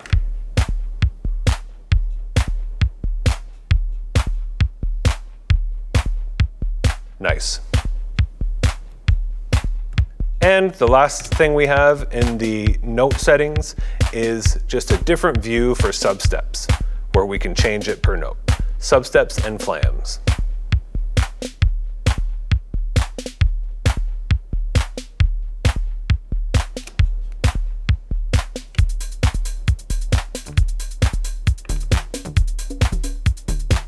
So, now that we've seen what we can do per step, why don't we take a look at what we can do per track? And first, we definitely need to take a look at where we set up tempo and shuffle. So there's this tempo button right here.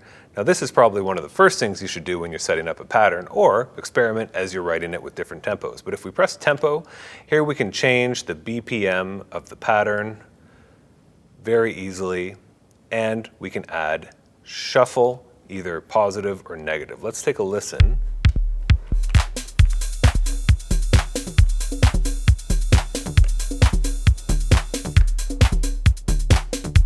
Let's put it to about 48, bit of a heavy shuffle.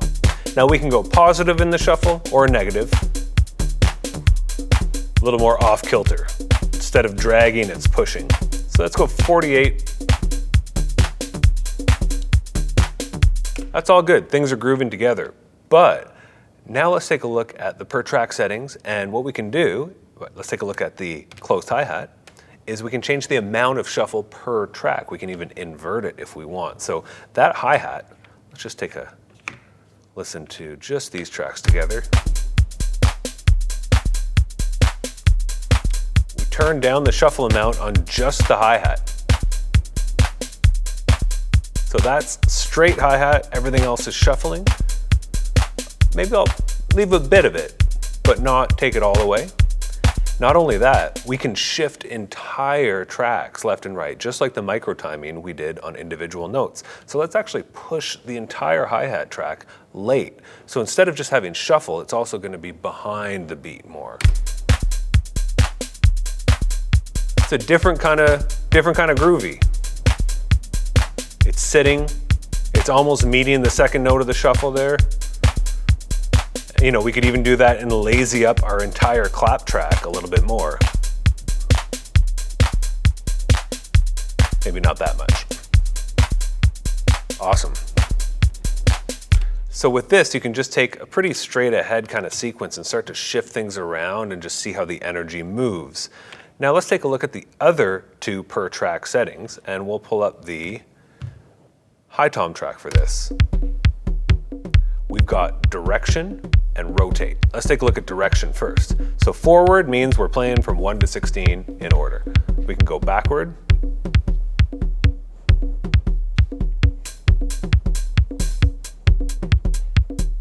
Changes the vibe. Let's try another.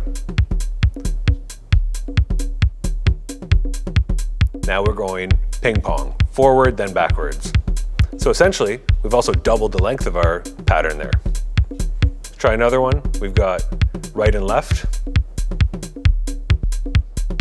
It's jumping around.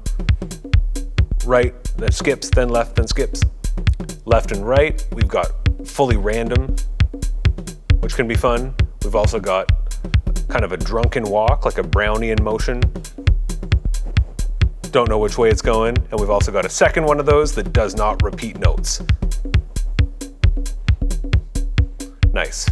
So I think I'm gonna leave that on the ping pong. Nice.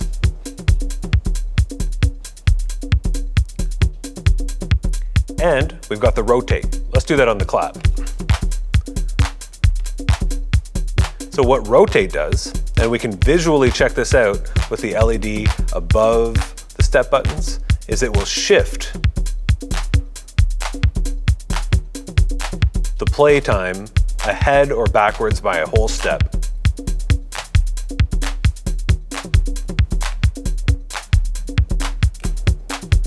Now this is a great way to just mess around with different patterns you have. It's pretty obvious on the clap, but let's add this FM sound. Make it a little higher.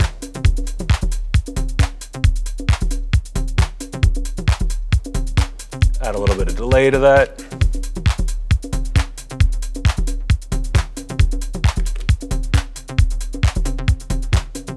All right, now let's shift that FM sound. Just see where we get.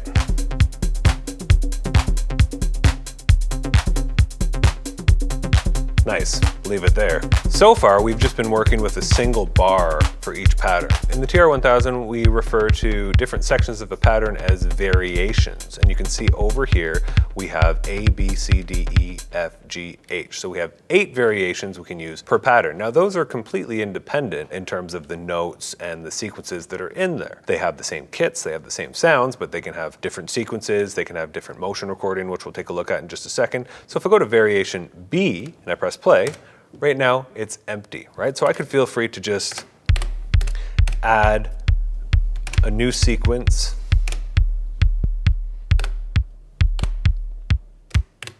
Kind of similar to the first one we had, but a little bit different. I'm just gonna make a real quick one just for an example.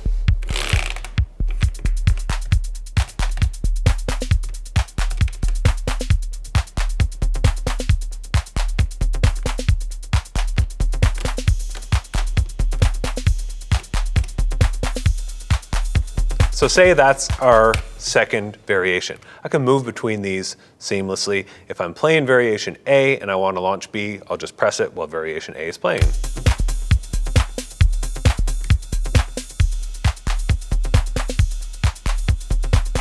Something sound a little off? That's because accents are also independent per variation, right? You could hear A sounds a little bit more pumping. B. Let's go ahead and add some accents on the downbeats of B. There we go. Great. Let's just do one more, we'll call it a bit of a silly variation on E. We'll just move around. Let's add some snare drums here. There we go. Let's do this.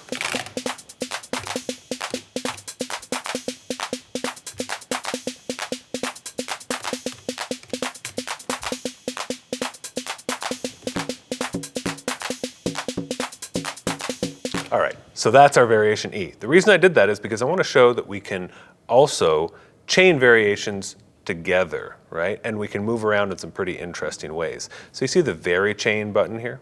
Let's check this out. If I have variation A, I want to play that by itself. Variation B, play that by itself. If I hold A and B together, look, vary chain just turned on.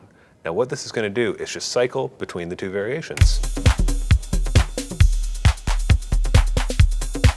I can have variation chains using any of the variations. I could add E into that. Now I have a 3 variation chain. Just hold the variations you want in a chain together and it's on, then you press it off. Now check this out. If you have a variation chain together, like A and B,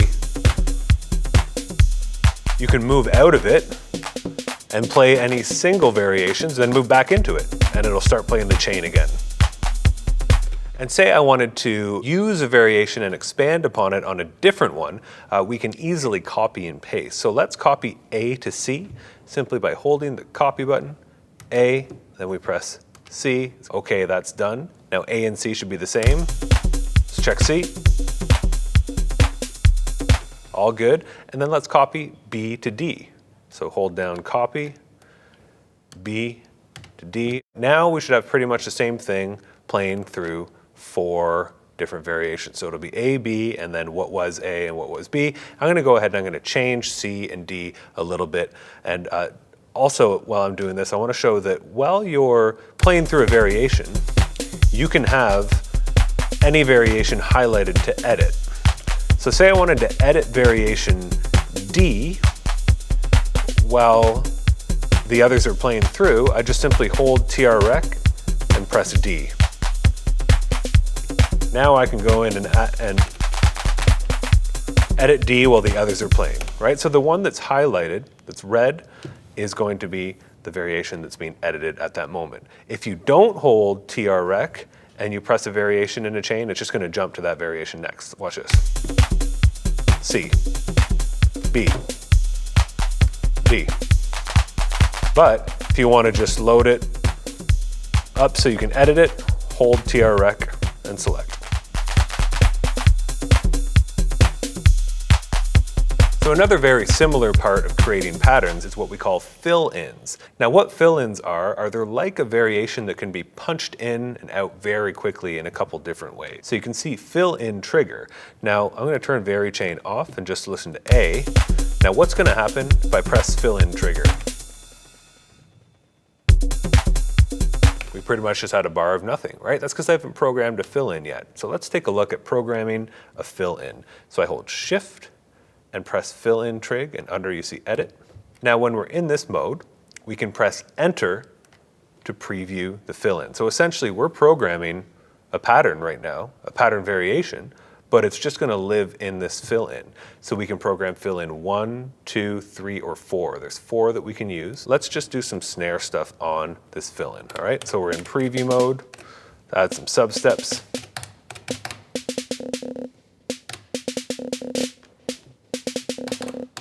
There we go. Let's exit back out, and we'll do what we did before and press fill-in trig.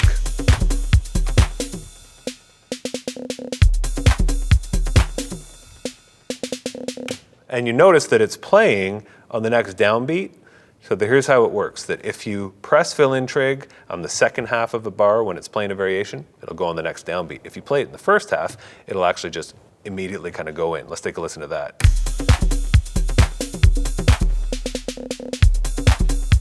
If I press it at the latter half, like we saw, Shift, fill-in, edit, you can have up to 4 fills, and you can also use variations as fills. If you want, if you have something cool programmed, like I programmed some fun stuff on E, I can say play E, all right?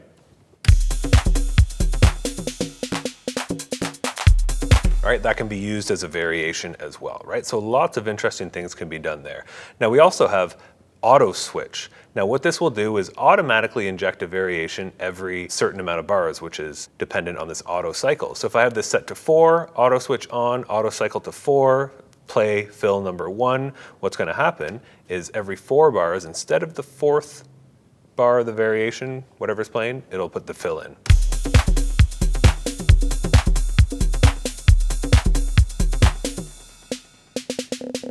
You can also see something on the screen here, which brings me to one of the last things we want to talk about when creating patterns, is first and last. So we can set the first and last step of a variation or a fill. So you can see we can do this for fills, but what I want to do is show you on variations, because it's a very powerful tool, because you don't only do it by variation, you can also do it per track. I'm going to go again to our trusty little tom track here. Let's get this back just playing in a normal direction. All right. So if I go to last step, you can see on the screen, if I just press last step, it says first and last step multi. This is going to do it for everything. So if I set it to 5,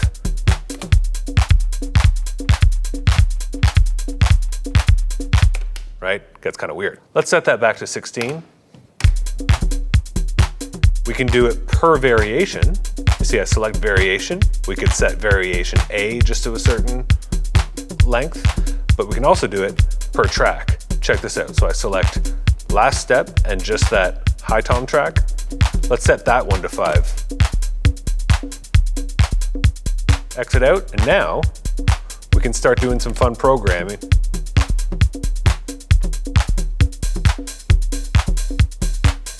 And you can do that for every single part. Let's set this FM sound on the snare drum track to 7.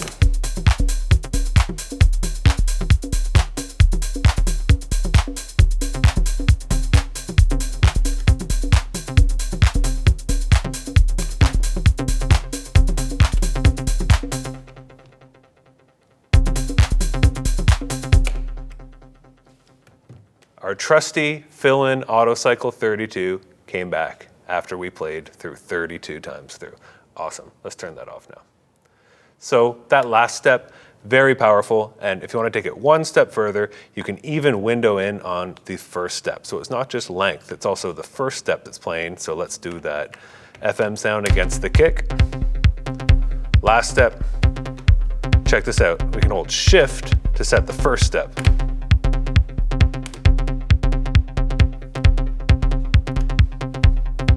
So that's another way that you can just get experimental with stuff that's already there in your sequence. Change the last step again.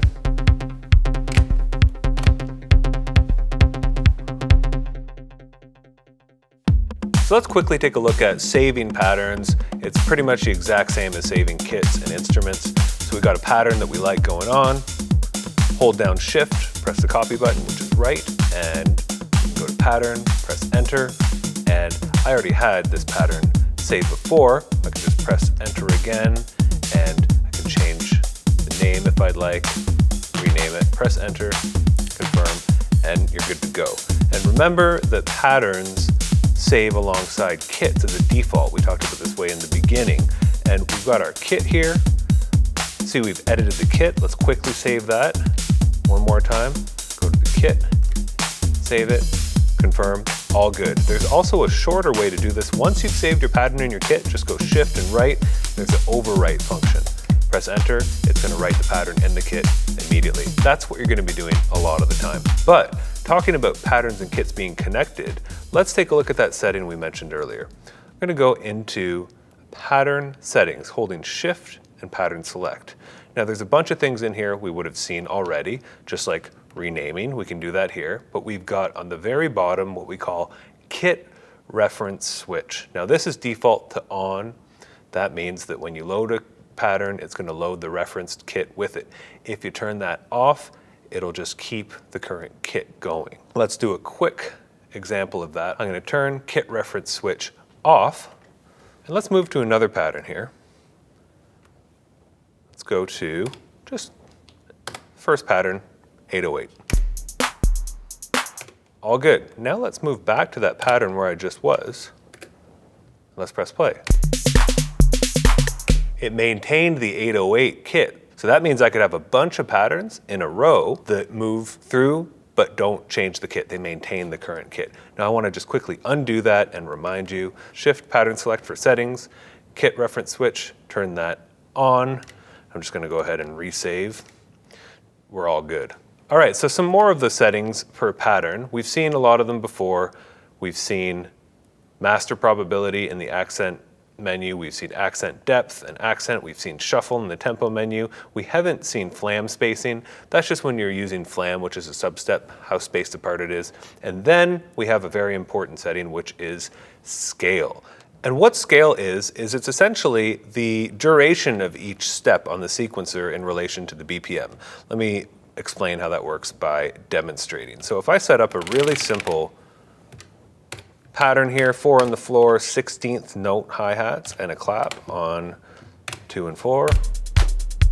That's at our BPM, it feels right. 16th notes is the kind of basis for that. If I change this to something like 8th note triplets, it's just slower, but it's slower in relation to the BPM. So that means that every one of these steps is an 8th note triplet at that BPM. So what we can do now is use what we've learned from our last step. I'm going to change this variation to 12 steps. Still just sounds slower and cut off, but I can go ahead and program something in a 3 kind of feel, or like a 6/8 kind of feel, right? So I'm going to put the kicks on 1, 2, 3, 4, 5, 6, 7, 8, 9, 10. Now let's take a listen here. Let's get rid of those claps. So now at that BPM at 134, I'm still at 134, but I've got this triplet feel. Let's add claps. Right, so that's what we use scale for, is getting kind of different time signature feels, but keeping the correct BPM. All right, let's set this back to 16ths and go back to our other pattern. What we want to do is take a look at instrument play. Now this is real-time recording. So we've been doing step recording this whole time, but we have the instrument play button right here. And now all the step buttons correspond to the different instruments, and we can play these live.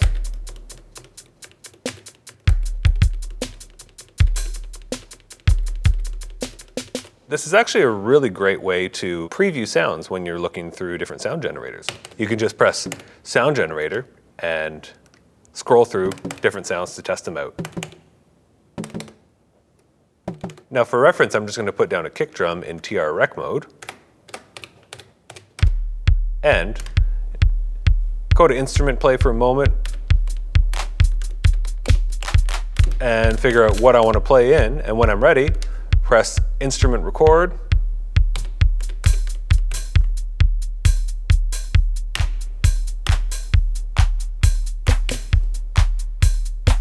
Easy as that. Pretty clean recording, right? Well, I had quantize turned on. If you see under instrument record, there's quantize. So if we press shift and quantize, we can turn that on and off. Let's put in something a little sloppy just for effect with quantize off. Maybe we'll do it on this track.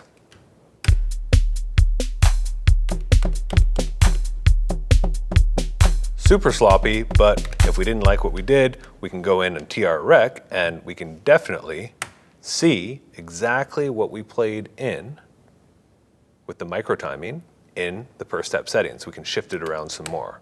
Great way to get started with some weird kind of vibes and then tweak it up afterwards. When we're in instrument play mode, the default, as we know,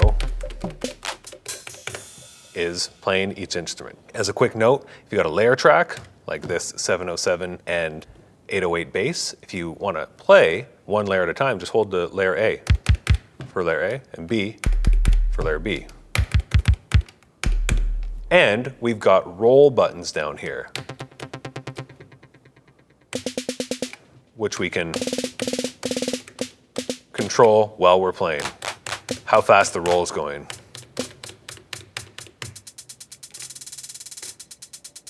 Now taking a look at the next instrument play mode, this is 16 velocity. So you see the instrument play button here is actually a shift button in and of itself. It's got a silk screen that's dark, which corresponds to play mode down here on these 4 buttons. So if we hold down instrument play, we can select instrument, 16 velocity, slice, or snapshot. We're going to leave slice and snapshot for later. Now let's go to 16 velocity, and this is what it sounds like. It plays the track at different velocities, increasing from very low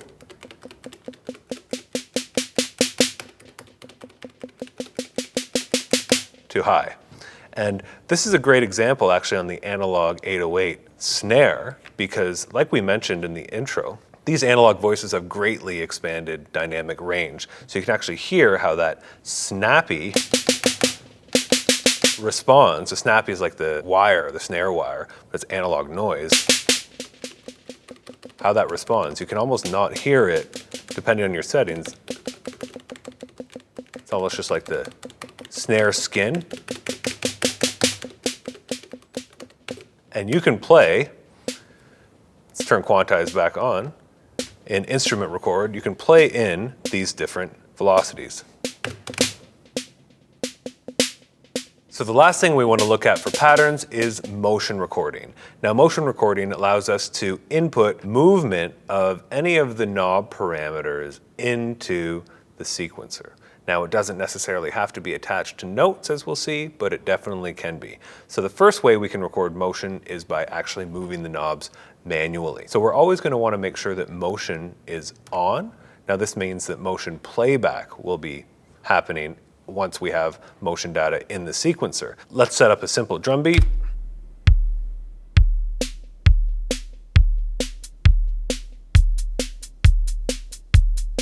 So if I wanted to record motion, for example, on this percussion part, I can just play around first.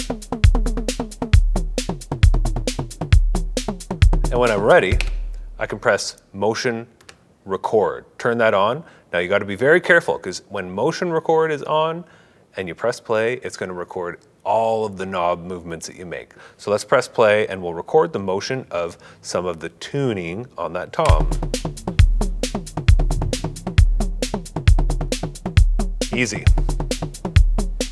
Let's get right into how to clear that if we didn't like it. Let's just hold, and we're going to turn record off, hold clear, and just turn that knob. Easy. Try something a little different. Turn motion recording back on.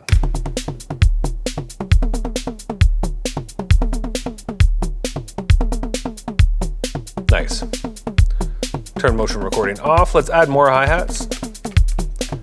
Let's record some motion of the decay. Motion recording on.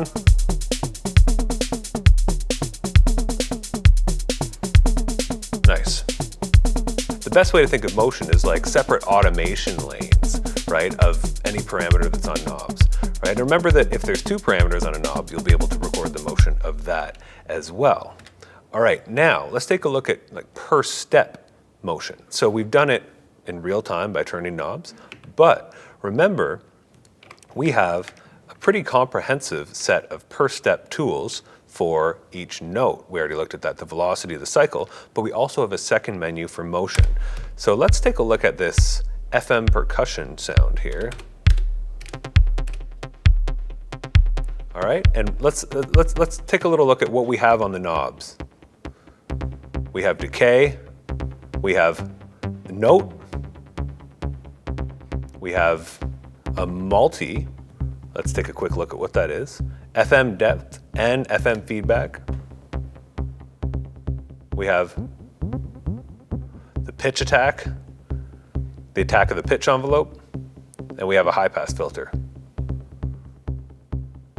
All right, so those are all the things that we can motion record, and we want to do this per step. So just another reminder, when we talk about what you're setting up on the knobs, when you're doing knob assign, anything you want to motion record has to be on a knob, right? So you want to put the things that are the most effective, that want the movement. Of course, with this, the first thing we want to do is take a look at maybe the note, right? So we're going to hold down a step and simply turn that knob where we want it on that step. And you see, while we're holding, we found the second menu for per step editing. The first one we already know well with all the timing and playback options. The second is all the motion for the knobs. 6 knobs for layer tracks and 3 knobs for single tracks. So let's change this third note. And fourth note.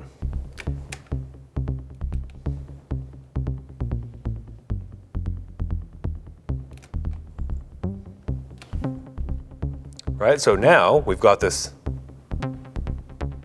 essentially like a synth bass line going using the motion recording.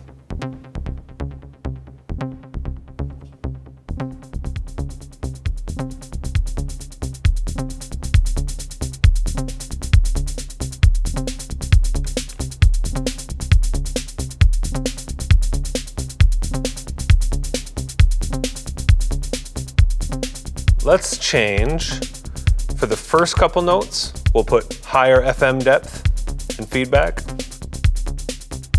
The last two, we'll turn it lower. So got a little bit more bite for these. All right.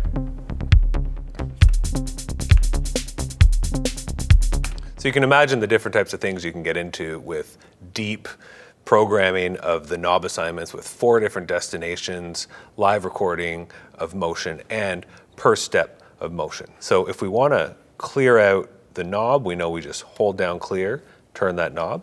But if we hold shift and go to erase, now we're in motion erase. We can simply press any variation if we want to delete all the motion from that variation, and exiting back out if we want to clear all of the motion from an entire pattern. We just hold clear and press motion on. Right, and that's all gone. Now it's not only track knobs that we can record motion on, it's also effects knobs. Let's do a quick one right now, just some live recording of something like the delay.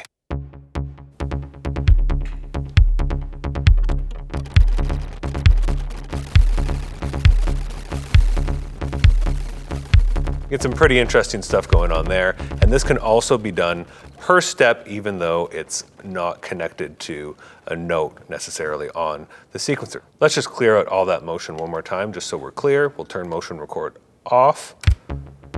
So if I want to say the delay at the beginning is 1/8 notes, and then it changes for the second half to 1/4 notes. Let's do something a little more obvious. 1/8 note dotted. Nice. So you can see that is changing halfway through the variation. And one last fun note on the topic of motion not necessarily being tied to notes on the sequencer is that you can record motion when there is no note happening yet. So if I want to record some motion on this hi-hat decay, oh, I've recorded that motion, but now when I put in the notes, that decay was already there.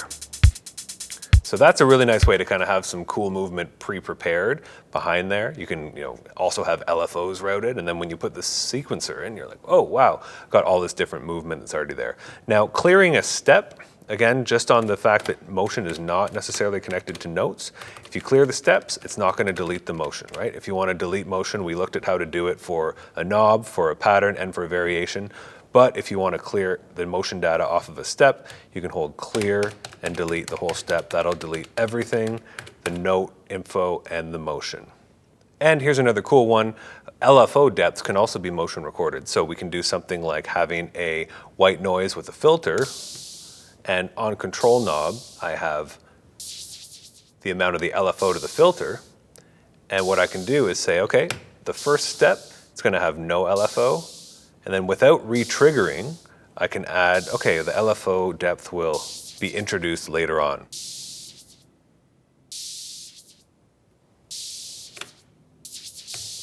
And remember, finally, that motion holds over. So if you want to go back to a 0 point after adding motion, you're going to want to go to a certain step where you want it to be 0 and set that back to 0. Remember, it's kind of like a separate automation lane from everything else. So now I have this LFO to the filter just happening in between, again, not connected to any sort of note triggers. We've already seen some examples of working with sample-based sound. Now let's take a deeper dive into getting more creative with samples and also sampling directly into the machine. So let's get started by looking at the external input. Right now, I've got my trusty JX8P connected to the 1/4" external in on the back of the TR. So when you've got something connected up, you want to make sure the levels are right, and we can use the volume control for the external input right on the top. Let's check that out. So we saw a bit of the external input menu in the kit settings earlier on. Let's open that back up. Shift and kit, and we'll move over to external in. So here is where we control things like the panning, as well as reverb and delay sends, even sidechain depth.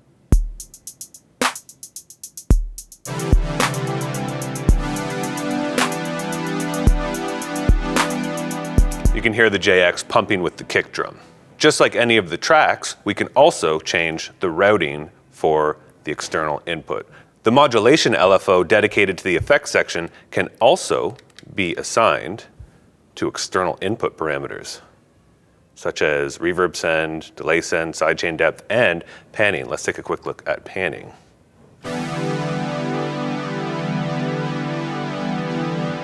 Now, while that's sounding real nice, if I wanted to play along with the track, I want to sample this raw. So I'm going to go back into the external input settings in the kit menu. I'm going to turn down the sidechain depth. Now, it won't sample with the delay and reverb send, because those are kind of like live bus sends for your kit, but it will sample with the sidechain depth. I'm going to leave that off for now. To get started with actually sampling, let's press the sample button right here. It'll bring up the sampling menu. We can see a VU meter to see the levels of our input. And we have 3 options to set up how we want to sample. The first is the input source. Here we can choose whether we want to sample the mix out, which is all of the internal sounds, effects, and the external input mixed together, or we can sample the external in and also resample individual tracks or a mix of tracks. We'll take a look at that in a moment. We want to set this to external in, so we're only monitoring and recording the external input.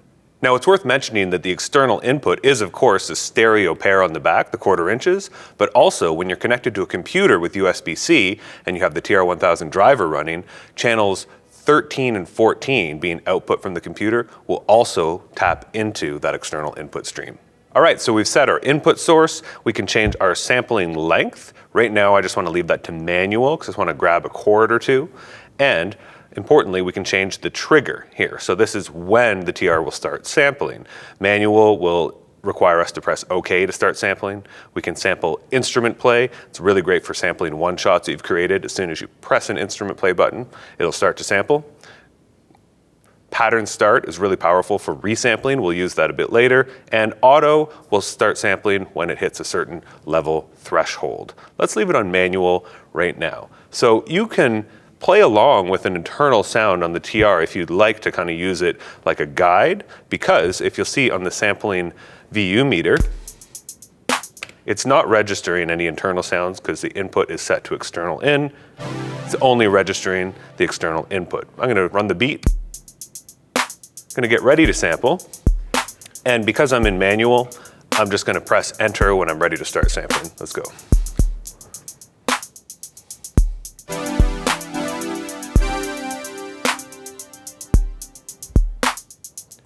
All right, so now we've got that sample captured, and right away we can see it on the screen, we can edit it. What we'd like to do first is press enter to open up the editing menu. I'm going to scroll up and normalize this sample just so I get a good, nice amount of volume from it. Here we go. Now we can see the sample. Let's turn our volume down a little bit, and we can preview and play the sample by pressing the copy button.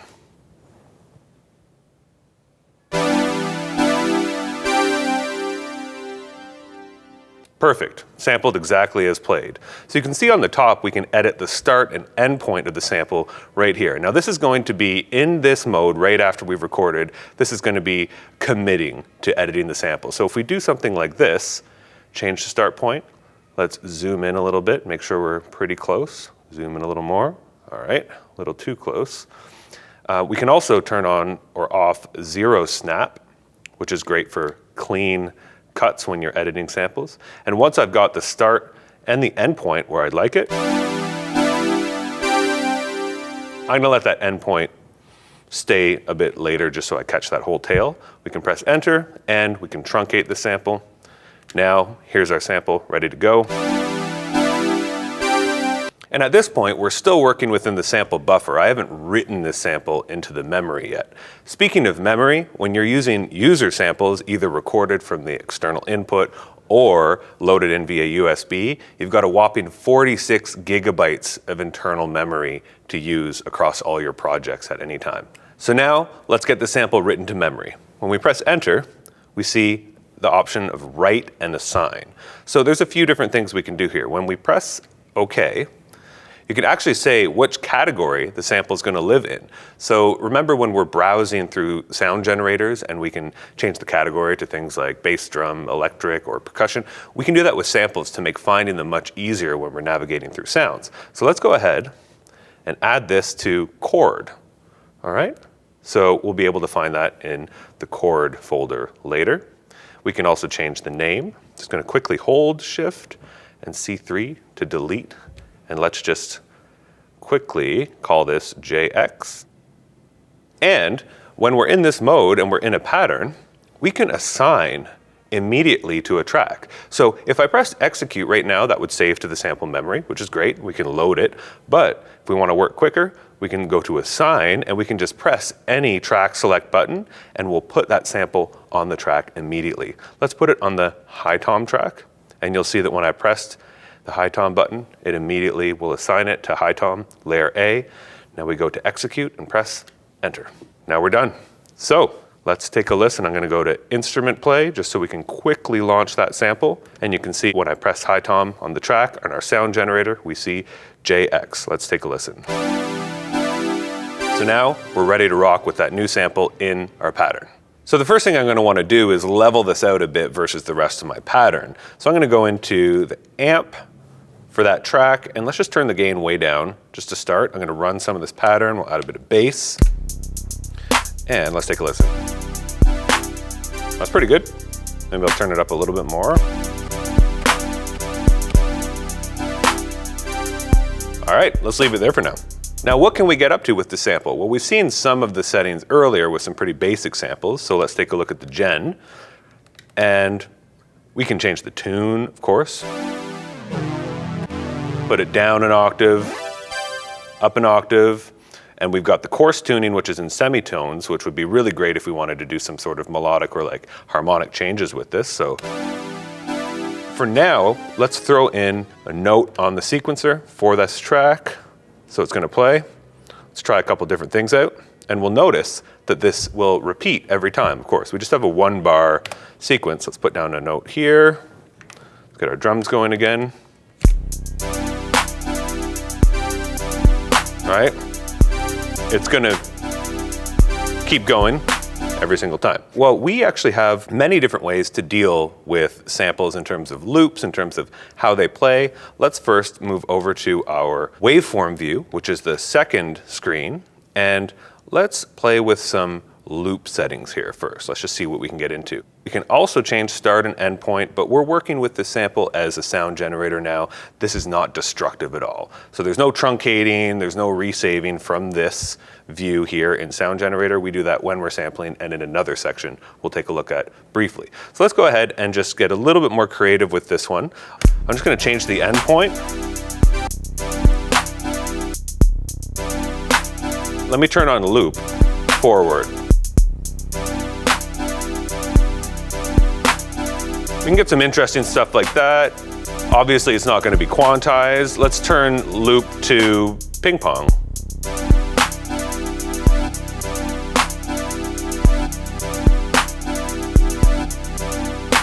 When I stop, what's going to happen is the loop will stop playing, the sample will stop playing, and if we have an envelope set on that sample, let's take a look at the envelope page on the sound generator. What it's going to do is it's going to go to the decay stage of that envelope. So if I play the sample in instrument play,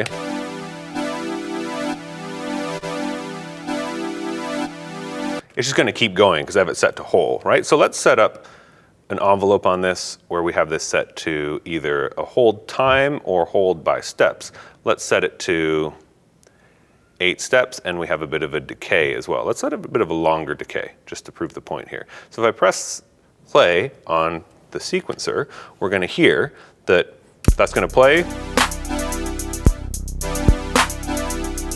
And it's gonna hold for those steps. We set it to 8 steps, and then it's gonna decay, all right? If I set that hold step longer, say 16, and I press stop, we're immediately gonna go to that decay stage, right? I wanna get a little bit more creative with this sample. And one thing I'd like to do is see how we can get it playing through, but not repeating, right? I don't want it to interrupt itself every single time. Now we've got this really nice mode on here. It's called playthrough. Now what playthrough will do, it's really nice for longer samples. It's going to allow that sample to trigger on the note, and then it won't re-trigger till it finishes playing. Let's take a listen to that.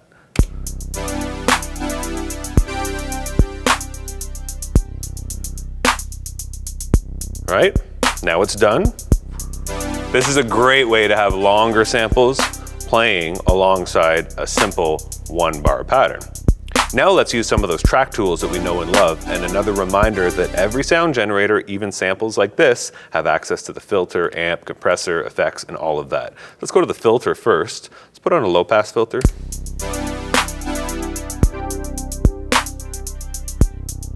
And put on a little bit of LFO on that. Shift and mod for the LFO. Let's go to Gen A filter cutoff. Here's our amount.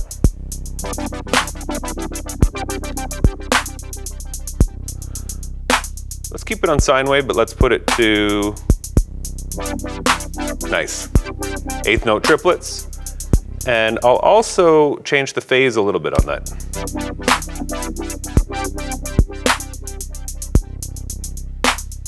Make it behave a little bit differently. Nice, it's got a bit of a looser feel to it. A little shifted over. And of course, let's put some reverb and delay. There we go. In terms of knob assigning, we can do pretty much anything that we want across all the parameters in the sound generator. Let's just do a couple here so we have them to play with. Knob assign, as a reminder, let's put on control 1.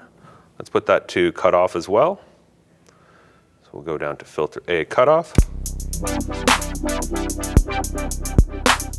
And we can really dig into that filter. And let's put coarse tune on the tune knob. Touch the tune knob. Let's select Gen A coarse. Nice. So we could change that depending on how we want our sequence to go. Let's create another variation. Reminder to copy over a variation. Hold copy, press A to B.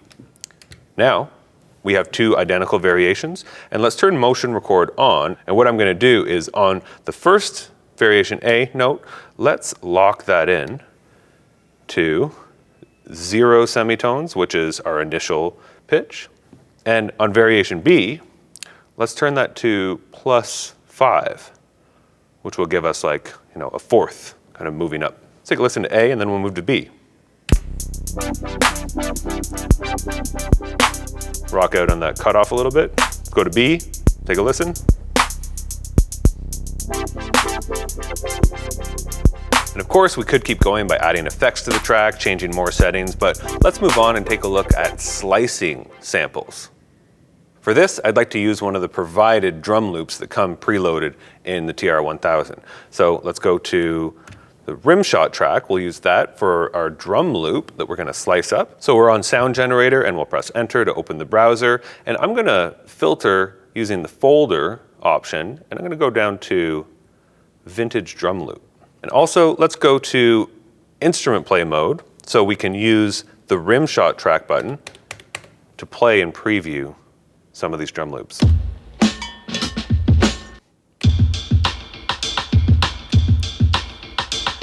And you'll notice that these also conveniently have the BPM noted beside them. 96, we're working at about 110 right now. Here's a drum loop that's 111. Great, let's use that. Press enter. Now that's on our rimshot track. So a quick note about BPMs and samples. We do have on page 3 of sample sound generators, somewhere we can adjust the BPM. Now, I know this is at 111, this is a preset that has that, but if you're loading in a sample or a loop that you know is at, say, a certain BPM, you're gonna wanna set it up here correctly, because we have a lot of tools that use the BPM. So what we're gonna do is leave that at 111, and yes, we're at 110, so we're really close right now. And I'm gonna go ahead and put a note down on the sequencer, and we can listen to this alongside our other drums and see how it's doing at the current setting. It's actually pretty good. If this was a wildly off BPM, what we want to do is turn BPM sync on. And if we have the right BPM for the loop and BPM sync on, what we can do is change the tempo of our pattern, and that drum loop will keep in sync. Let's go to tempo.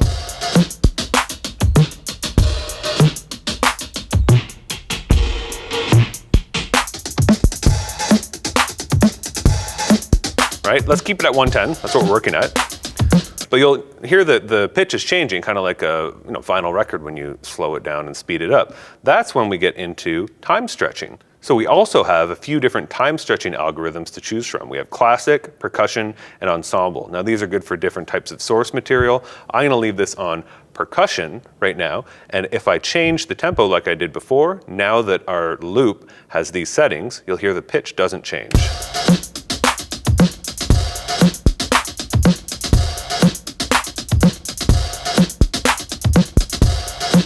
Now we want to take a look at slicing. So there's a few different ways that we can get into slicing.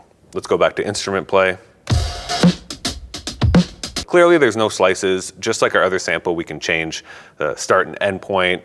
We can zoom in, we can turn on loops. Right now what we want to do is turn slice on.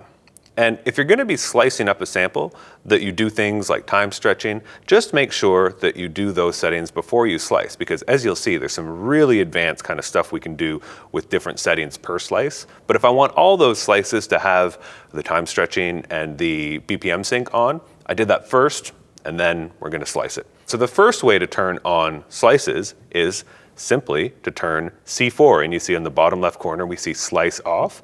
If we turn that on, boom, and we can see now it's automatically added 16 different slices. Those are even slices. So as soon as you turn slice on, it's just gonna add 16 slices, chop up whatever you have into even parts, right? We can use the select encoder to move through. We can zoom in on specific slices. Of course, we can change our start and end point being the length parameter. And when we throw down a note on the sequencer, which we already have one, let's take a listen. All right, it's just gonna play that first slice. Before we get into working with slices, let's look at a different way to slice up our sample. Now this is getting into a really exciting mode that's another instrument play mode. So remember when we switched earlier from instrument play, the standard one, to 16 velocity by holding down instrument play and selecting 16 velocity? Well, you see here, we have slice. So watch what happens. As soon as I select slice on a sample track, boom, we've got 16 slices, just like turning slice on. This will internally do the same function as turning slice on, but immediately we've now got 16 step buttons to play those slices.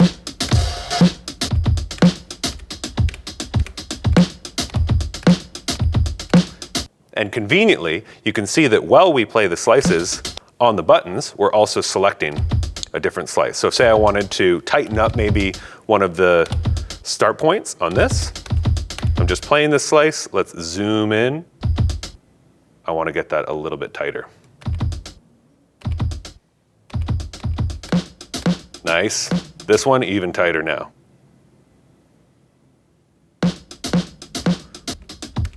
Let's leave that one. So now I've got these ready to rock. It is worth mentioning that there is other ways to manage slices on here, a lot of convenient ways. If you press enter when you're on your waveform view, you can get in there and add a slice or delete all slices. we can have a maximum of 16 slices per sample track. So right now we could delete one, add another one, but let's just leave it as it is. And then there's also auto slice. We won't do this because we've already got in and kind of shifted some things around, but auto slice is great because what you can do is slice automatically by different time divisions. So the default is just 16 when we turn slice on, but if we wanted to just auto slice instead of turning slice on, we could automatically add 8. We can do it by level, so it'll look at the different levels. And also transients, hard or soft transients, and that will put in slice points automatically based on the audio. Now we're going to get into the sequencing of these slices. All right, so we do have that one note, and remember when we pressed play before, it was just playing the first slice, but check this out. I'm going to press play. Let's listen just to that. It's not playing the first slice anymore. Now, very importantly, it's playing the selected slice. Let's try a different one. Okay. First slice again. By default, when you have slices, it's very easy to quickly kind of start playing around with whatever the currently selected slice is. Let's put in a few more hits on the sequencer, and we'll also see that we can select the slice in a couple different ways. So the first one being in the waveform view using the encoder. Also, on page 1, we can change slice number here.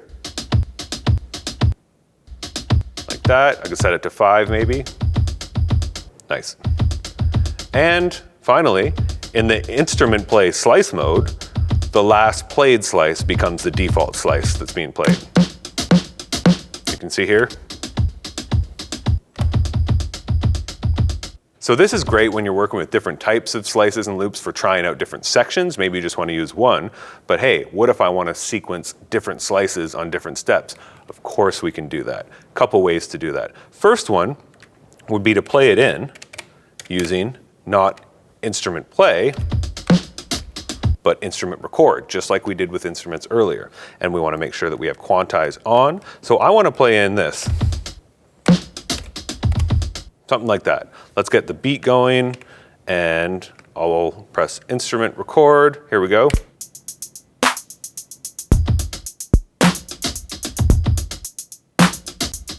Nice. So played that in live. Now if we take a look at our sequence, we've got our 3 notes where we want them, and check this out.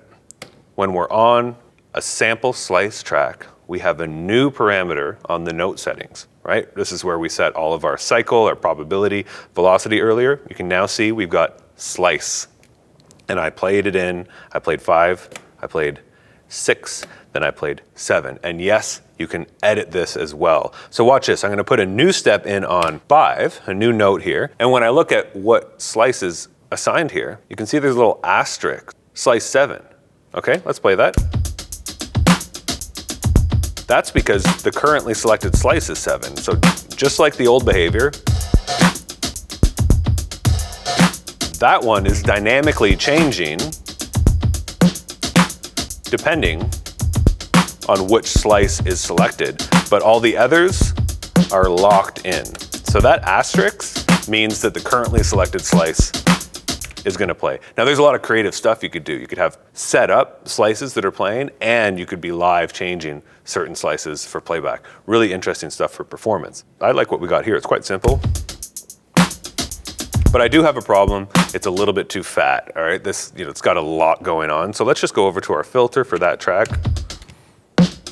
Let's turn on a high pass filter. Nice. I just want this to sit a bit better with the other drums. I'm going to turn the volume down a bit as well.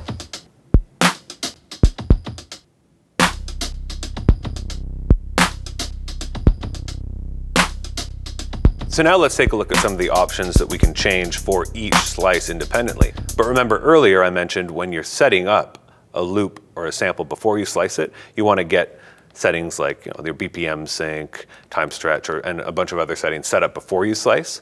So all the slices have the same setting as a default. Well, now let's jump in and change settings per slice. Why don't we try to change something on slice 6, which is right now on step 9, this one, that snare. So let's just go to slice 6, and we're not changing this on the step settings, we're changing the actual slice parameters. So let's go ahead and change the tune. Let's go put it up. Nice. Put it down.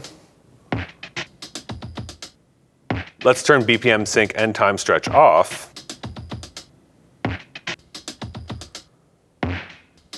Right, so now the timing and the pitch is stretched.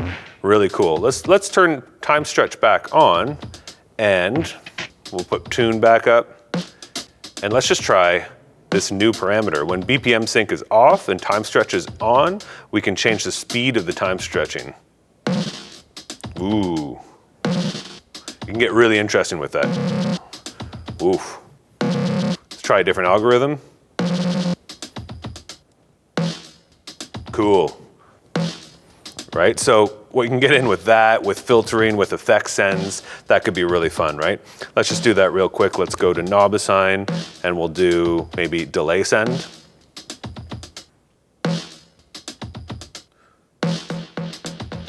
Right, we've got motion on because we did some motion recording earlier. Let's just say this first step will have no delay send. This step will have 50% delay send. And this step will have no delay send. So now, just that time stretched slice number 6 is also now just being sent to delay. Let's leave that as it is. Let's bring back our other sample.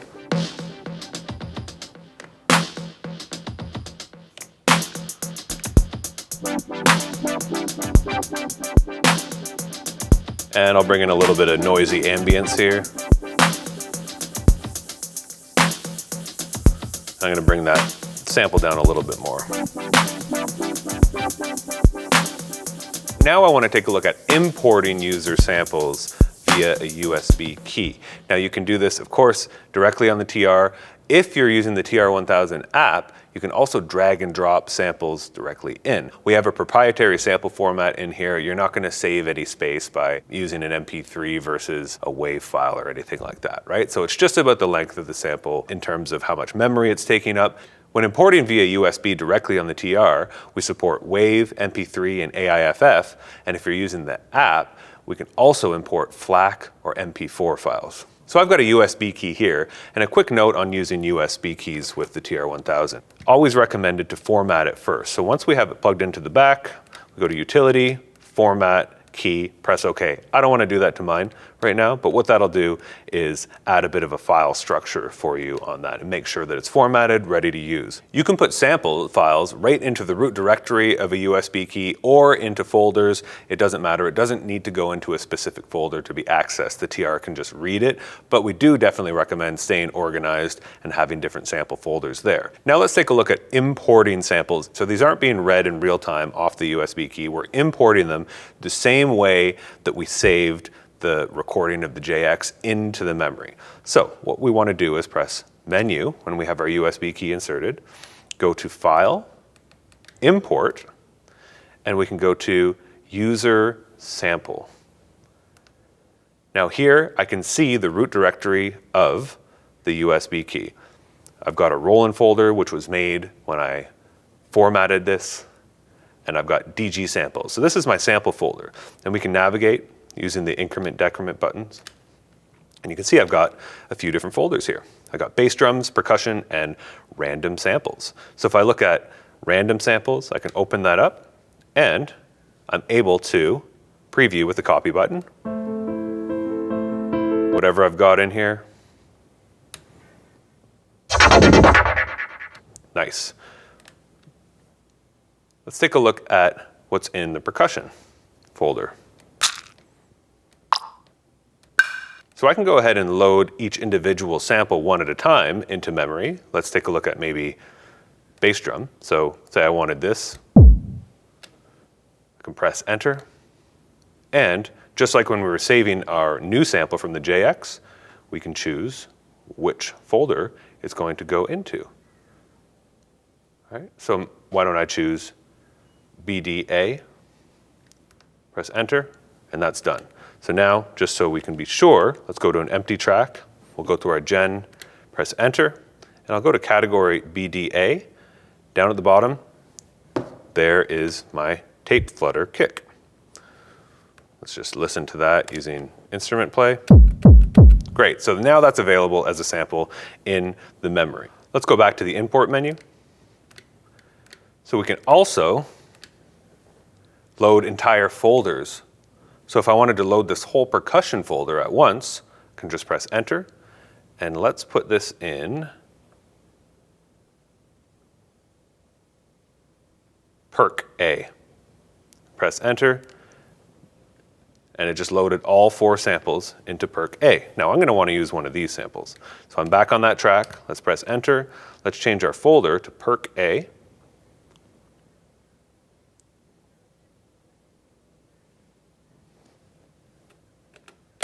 We've got lots of internal samples, but when I go to the bottom, those are the samples that I just imported. And they've got the naming exactly how I had it set up, and they're available to use. Let's use this crunch shaker on this track. And now it's a sample like any other. Let's just add a few notes in for this new sample.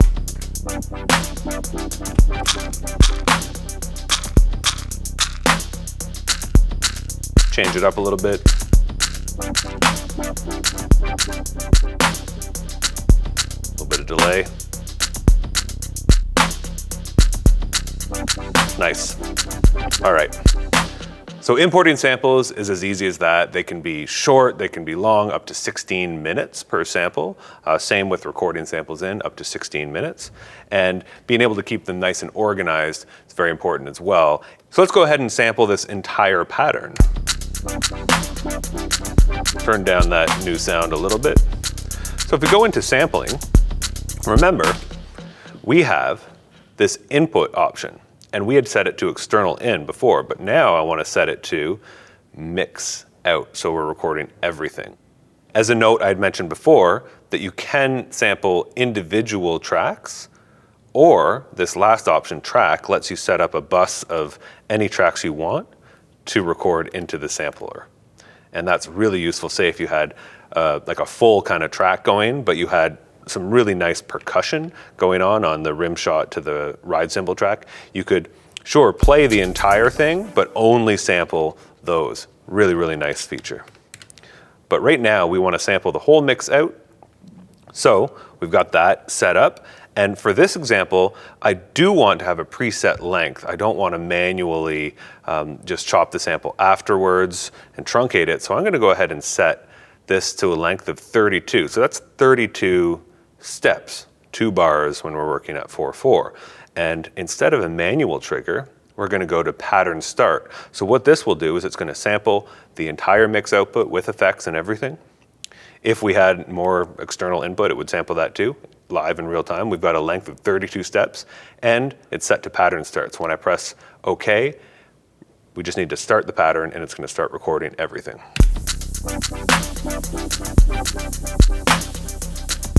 Boom, done. 2 bars, now it's recorded. So just like before, now we've got our sample. I'm just going to turn that down a bit. And that's sampled as audio. And just like before, let's write and assign it. Let's assign this to the hand clap track. It doesn't have anything on it at the moment, and we'll execute. So now this hand clap track has our sample on it. Let's just put 1 note on the sequencer and listen back. Nice. That's audio now. There we go. We can do everything we did before with our other sliced sample. Turn slicing on, get creative with those samples, start to put in different steps.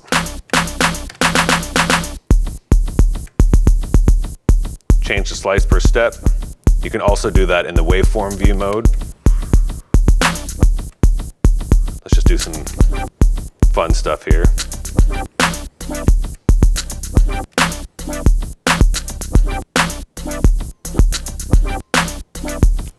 Turn that filter on, bandpass filter.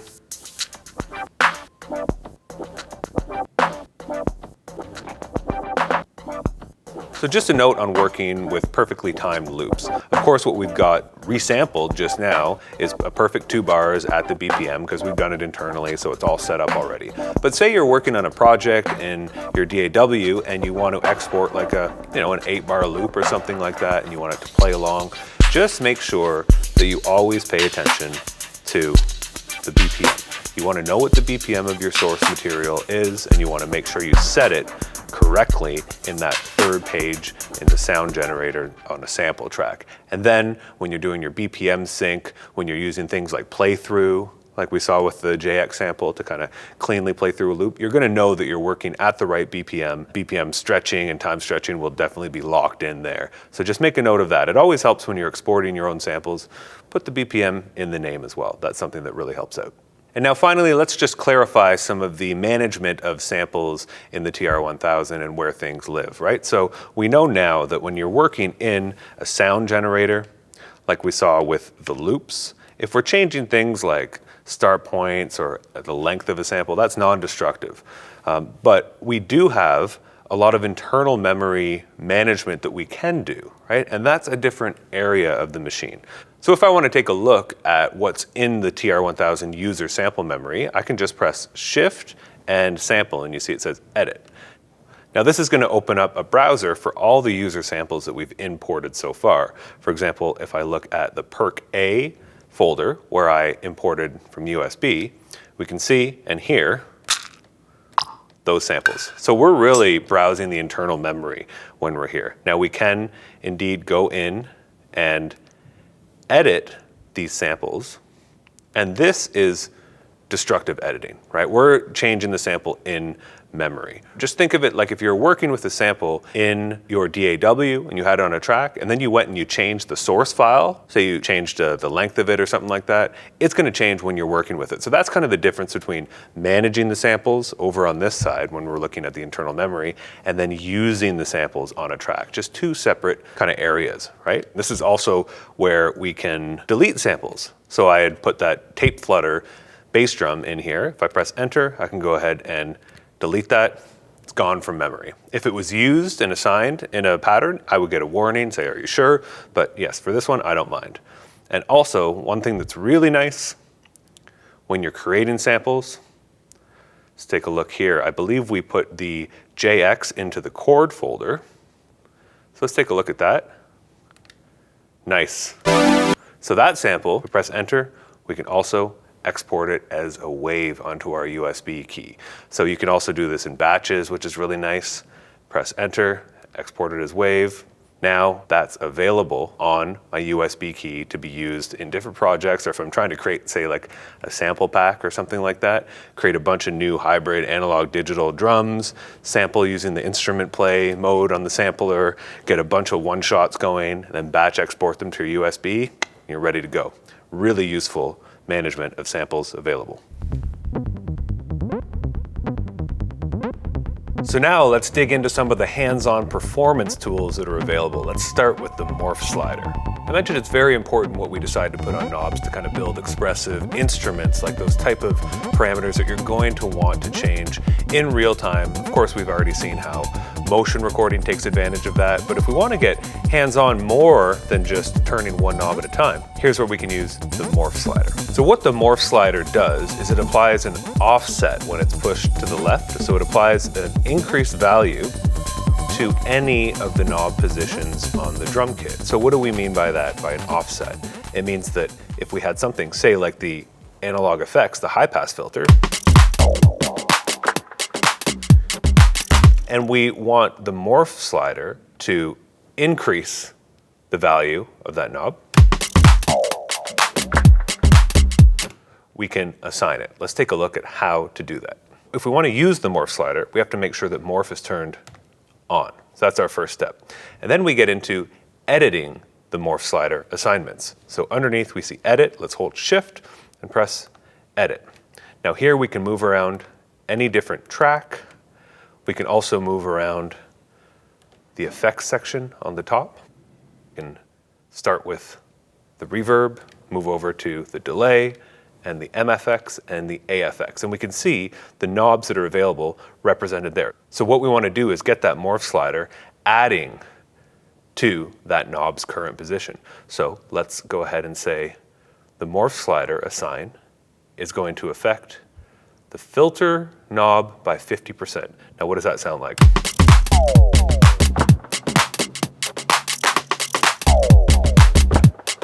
Right? So that's a great, very easy example for a performance tool. So we've assigned Morph Slider to turn that knob essentially by 50%. Now, one more time, this is offsets. So what would happen if that knob itself were already at, say, 30 or 40%? It's going to apply more. That's what we mean by offsets. Turn that knob back down. So it's adding to the current value. It can also take away from the current value. More so, it can add a negative offset. So let's take a look at that. If we have the knob at 50% as a default, and let's go back to our morph slider, edit, let's put it at negative 50. And as we move it, it's moving the knob the opposite direction. We can, of course, apply this to any number of parameters that are available across the drum kit. So we can get a lot of really detailed performance and textural kind of changes with a single morph slider movement. Now let's look at where morph sliders live. I made this assignment on analog effects, but if I wanted to, say, at the same time, do something like a delay send on a clap, I've got that on the knob here. If I go to Morph Edit, I can go to my clap track, and the control knob can increase that, let's say, by 50%. And now we're going to have both the analog effects being affected and the clap with the delay send. So let's turn that back down. Let's take a listen.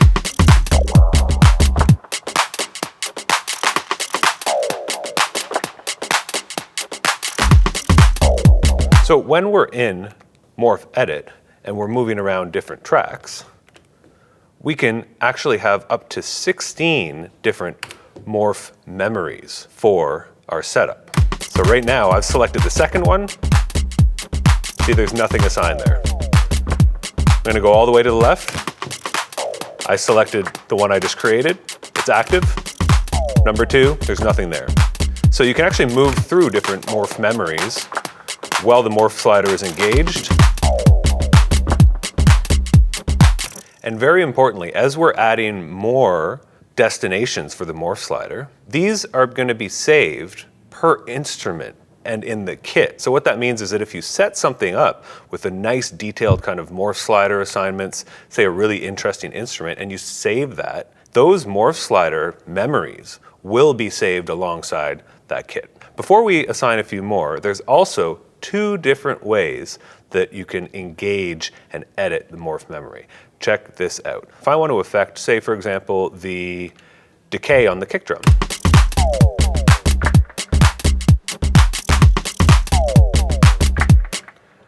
If I go into Morph Edit when I'm in all knobs, watch this, I can simply turn that knob and at the same time, it's applying the offset. So you can move through very quickly and assign things manually on the knobs that you want assigned. Let's take a listen to that.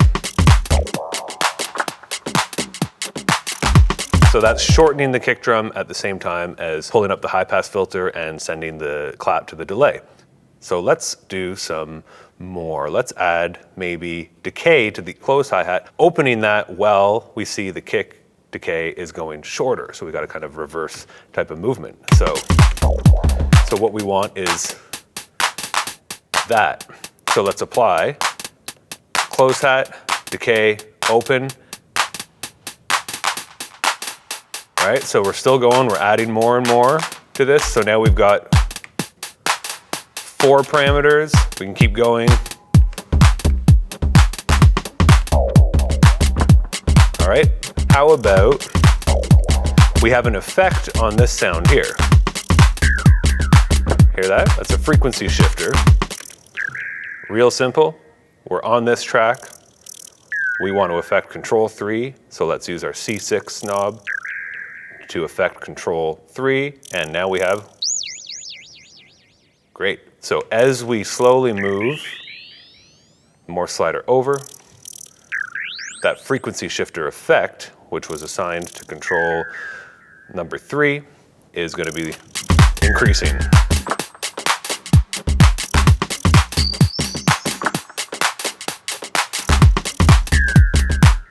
All right, let's just do one more for this morph memory. So layer tracks are obviously a lot of fun when you get into the A-B layer mixing, right? So I have a very simple kind of rim shot sound on the snare drum track here.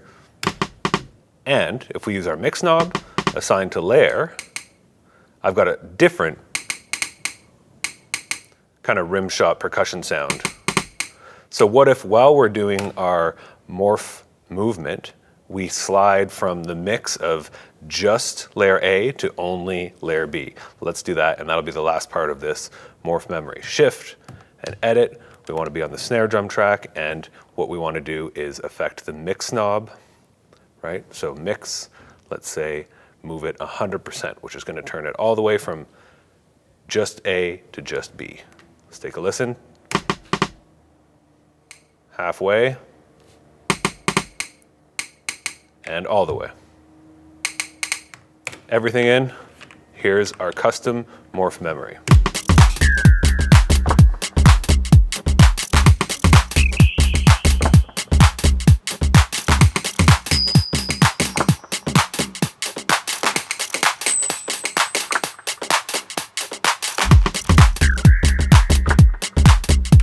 So you can see how powerful that is because you're unlimited in how many parameters you can assign to the morph memory. So let's just do one more because master effects are obviously a very fun kind of performance tool, and you can get hands-on with the control 1 through 3 on the panel. But let's just do one kind of interesting example. And for this, I'm going to go use a second morph memory. Remember, this one was totally empty. And all I want to do is assign this one to MFX, and the parameter I want to use is in the DJ effects looper, control number 2 will slow down everything and then reverse. So if I apply Morph Slider to control 2, let's say we want to move it negative 50%, that's going to take us all the way to 0 in that parameter. So we've just essentially created a kind of stopper effect. If we go all the way 100%, we're going to go to 0, and then we're going to go reverse.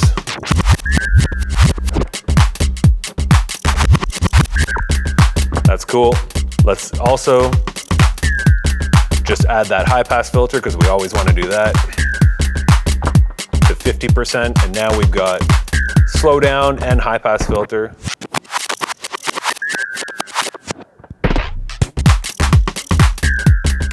So note about how morph memories are displayed. We know that these morph memories can be saved per instrument. That means that when you're taking a look at the strip along the bottom, when you're navigating the morph memories, you can see which one is already populated. So when you're moving through, say I'm on morph memory number 3, I'm on the bass drum. It's showing me that the bass drum has a parameter set up on morph memory 1.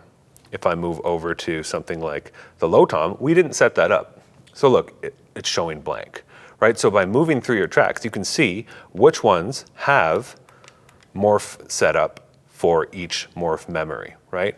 Another example, taking a look at analog effects, we had set up a second morph memory. So you can see, even though we're moving through different ones, the pulsing LED here shows us which memory we're selected on. We can see that for the analog effects section, we have active morph settings for 1 and 2. If you want to clear a morph memory out for a track, you can do that very quickly just by holding clear and pressing that morph memory button. And we just cleared out the second morph memory for the AFX track, and we can do that for different tracks independently. In the project settings, when we change morph edit mode, we've got all knobs, and when we're in that mode, when we're doing our editing for the morph edit, actually engaging with the knob itself will be applying the offset, will be setting up that morph. So for example, you can hear right now, the decay on that kick is actually not being affected. So essentially the knobs are no longer live for the drum kit, but they're used to assign the morph depth. So if we listen to that morph depth, we can hear now, because it's engaged, that decay is being affected and the morph is live. However, when we go back out of morph edit, that knob will need to be reset to where we want it to be for our kit. Now, when we're in the other mode, which is C knobs, simply this is not active. So what that means is that when we're in our morph edit, adjusting the knobs is no different than when we're just playing with our drum kit. And we do all of our morph editing using the C knobs. We can use the C knobs in either mode, but the main difference is that the track knobs and the effect knobs are not used to actually apply and edit that morph when they're turned in morph edit. So now let's dive into the last of our instrument play modes, and that's Snapshot. Continuing the trend of creating more playable instruments with all of the different knob assignments that are available, Snapshot takes this to another tactile level. So we can access the Snapshot mode the same way that we switch between instrument play, 16 velocity, and slice mode by holding down instrument play and selecting Snapshot. So we're moving from normal instrument play, where each key plays a different track, to Snapshot, where we're going to just be playing the selected track. Let's work with the 9X tom. Now this is an ACB 909 tom that has a lot of really nice new parameters to play with. Let's take a quick look at the parameters we have mapped to the knobs for this instrument. I'm going to press knob assign just so we can see, and we have coarse tune, which is on the tune knob, which goes plus and minus 12 semitones. Then we've got detail, changes the nature of the noise in the tom sound on control 1. Control 2, we've got the decay of that noise, that color. On the decay knob, we have the decay of the tom itself. And then on the mix, we've added drive. We get the balance of the effect on that track, which is drive. And finally, on control 3, we have some delay and reverb send.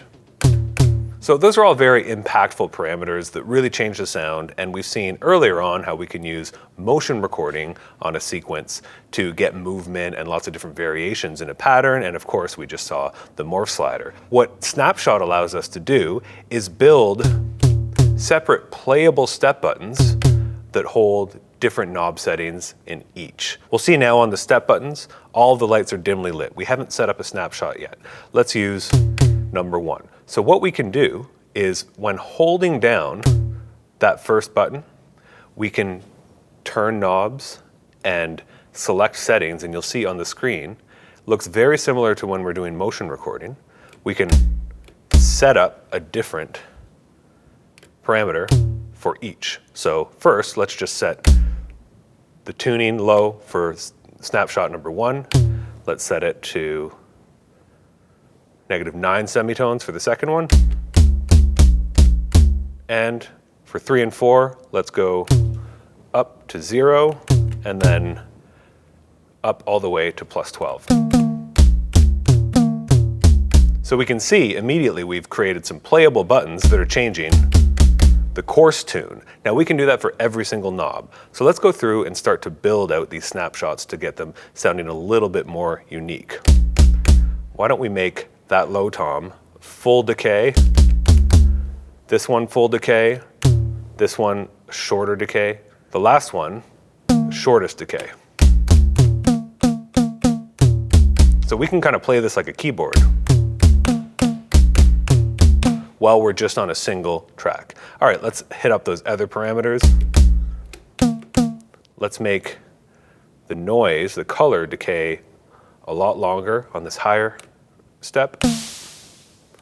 We'll make it shorter on the lower. And you can hear that if you haven't set up one of the knobs yet on a snapshot, it'll hold over the last selected parameter. So let's make these low in terms of the decay for the noise. Nice, so there's even more difference. Let's go ahead and add some drive on the lower notes,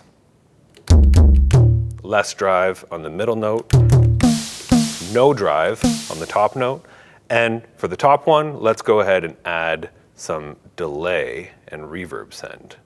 Let's see what that sounds like. Nice. And then we'll go through our others and make sure there's no reverb and delay send.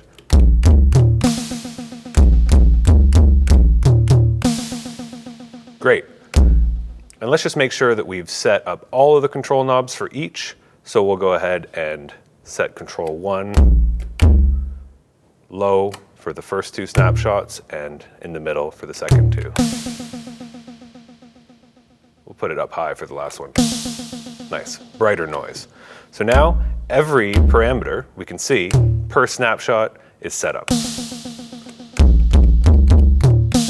There's also one more very handy way to set up a snapshot on a step button, and that will automatically reflect the current knob setting. So if you're just playing around, say I'm gonna make something a little different here, like a high tom sound with a longer decay and some distortion. We haven't set up that snapshot yet, but we can pretty much just hold this down, number 5, and press knob assign, and check it out. Knob reflected. So that took the currently set knobs and it created a snapshot out of that. So now we've got 5 to work with. Just like when we're using the normal instrument play mode, we can go to instrument record and we can play that in real time. Let's make sure we have quantize on, shift, and instrument record. Let's add some drums in here to play along with. All right, I've got a 2 variation pattern going on. 1, 2, let's record.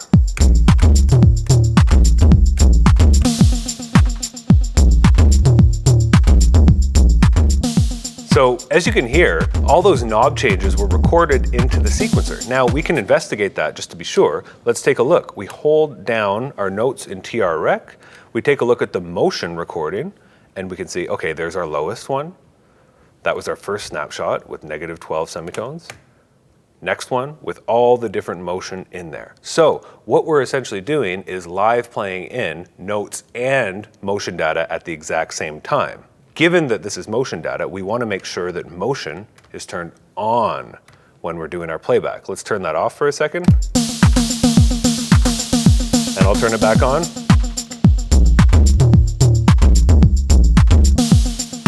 So you can just imagine the type of creative snapshots that you can make with different types of engines like samples, with time stretching, with different effect sends, different track effects. Anything that is assigned to a knob can be affected and assigned by a snapshot.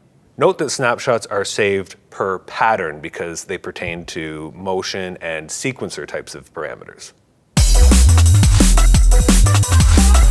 So we've seen that we can move through patterns in a live context by simply selecting the patterns, and we've seen that we can chain them together manually using the step buttons. We also have a brand new song mode. Now this is a really comprehensive way to set up more traditional song structures, but also different types of organizations that would have to be hands-on if you wanted to do this in a live context. So if maybe you're a singer or a multi-instrumentalist and you want to be able to move through a different type of organization of patterns and variations live, song mode is for you.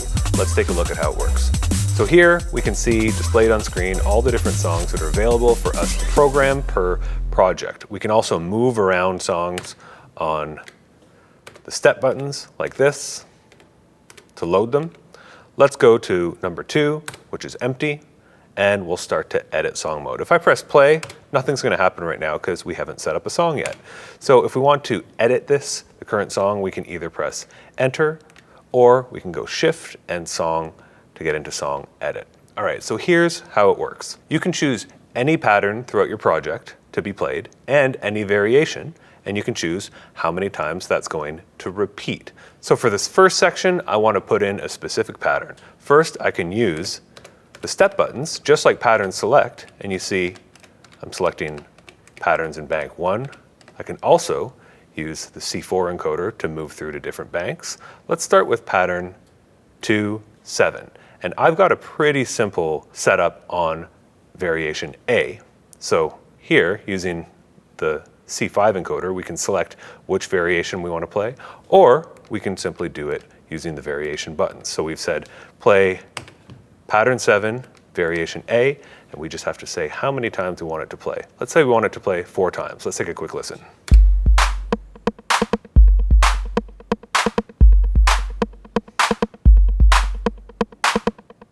We've reached the end of our song. It's as easy as that. Let's keep going.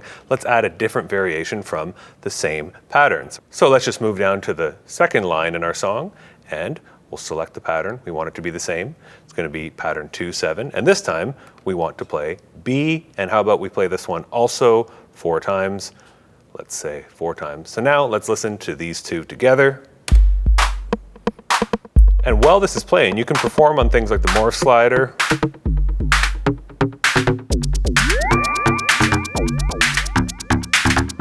just like you would if you were playing the pattern normally.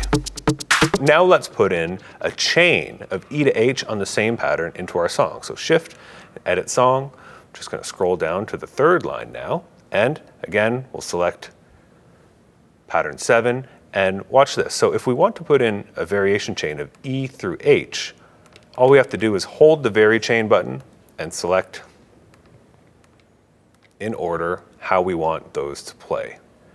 Now we could also do things like this. Check this out. If we wanted to go Vary Chain and play E twice, and then F twice, and then G, then H, we can do that. It's very, very flexible. Let me just go back. I'm going to clear that whole line out just so we can see how to clear as well. Press clear. Let's do that one more time. We're going to select our pattern, 2-7, and I'm going to do a new chain. I'm going to go E, F, G, H, and I only want that to play 1 time. I'm going to go ahead and skip the playback because we're going to add something else now. Let's go and add the next. This time I'm going to go to a different pattern. So this isn't just a way that you can move around in a very custom way through different variations in different orders. You can also move through different patterns. So this one I want to move to pattern 2-10, and I want variation A to play. So I don't want it to play a determined amount of times. Now this is a really useful thing for playing live. We can see if we scroll around on the amount of repeats, once we get past the very long 64, we get the options of wait and skip. Now skip will just simply skip that line when you're playing your song. This is really useful for when you're editing and you just want to skip a part. What we want to do right now is go to wait. So wait will continue to play that pattern and variation in a loop until you press the play button again. So imagine something like a vamp when you're playing live. You don't know exactly how long. You want to kind of build some other things up. Maybe you're playing with a band. You can do that with wait. So we're going to have it play pattern 2-10, A, wait. Then we'll go to one more. Let's do 2-10, B. We'll say we're going to play that twice, and then to end our example, let's add one more, and we'll go back to pattern 2-7, and we'll again play variation E through H, and let's put that at 2 times. Okay, now we're ready to take a listen to the whole song, and we'll follow through as it's playing.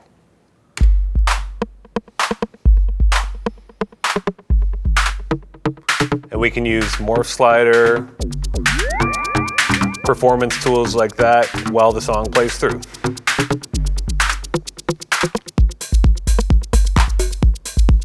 We can see the variations moving through for this time.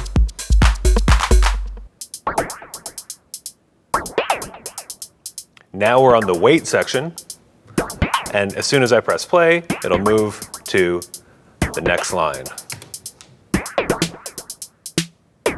2 times through, now to the end. So as you can see, song mode, very easy, very intuitive to get set up. So one of the really fun hands-on ways to affect a pattern in real time is step loop. So if we press the step loop button, when patterns are playing back, we can lock and repeat any steps we hold down. Let's check this out. Hold down just step 11. Right? So you can hear it's just holding down one step, but if I hold down 2 or 3, it doesn't have to just be 16th notes. Check this out. If you hold down step loop and you press the sub button at the same time, it's going to cycle through different rhythmic variations for that repeat.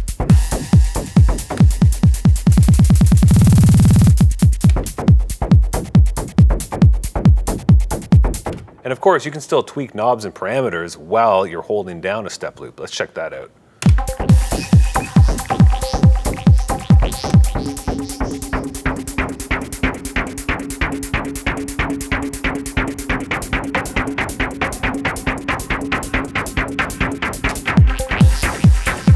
Mute modes allow us to easily bring tracks in and out in real time. We've got this mute button right here, and if we just press it once, this takes us into a standard mute mode where we can use the track buttons to bring tracks in and out.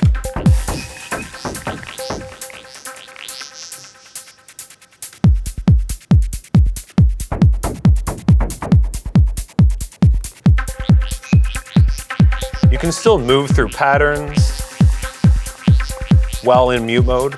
It's a really nice way to just kind of move through a set if you're not doing a lot of tweaking or needing to be in other menus. But there's also a momentary mode for mute. Check this out. So this is a project setting. If we go to menu and project, we can see right here we have mute mode. We have latch or momentary. Let's check out momentary for a second. So we're going to go back to mute mode and watch what happens when I press a track button.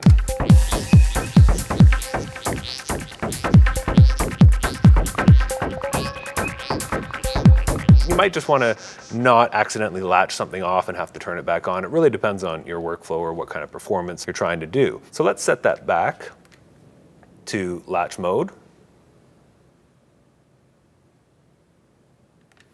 And there's one other way that we can use the mute mode when we're playing is if we have something running, we can just hold the mute button down, mute and unmute something, let go, and we're back to our regular mode for step sequencing and whatnot.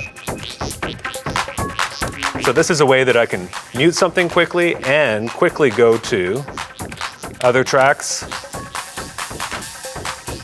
and sequence. And now I can put it back in. So finally, we have an exciting new cue mode, which also uses the mute button. Now what we can do here is route any tracks to the headphone output only, even when their volume is down. So say for example, this clap track, we wanted to route that out of the headphones, where we press play and we enter cue mode with shift and mute, and you'll see that the tracks are pulsing. If I press the clap track, now I'll be able to hear this out of the headphone output and sequence it while the audience doesn't hear anything. And when I'm ready, I can take it out of the cue, add it into the mix. So here's some reloading shortcuts that are really useful for playing live or sometimes in the studio when you've made some changes either to a pattern or a sound and you want to revert back to its previous save state. We can do this for the entire pattern. So say I added some kick drums or changed up this kick drum pattern.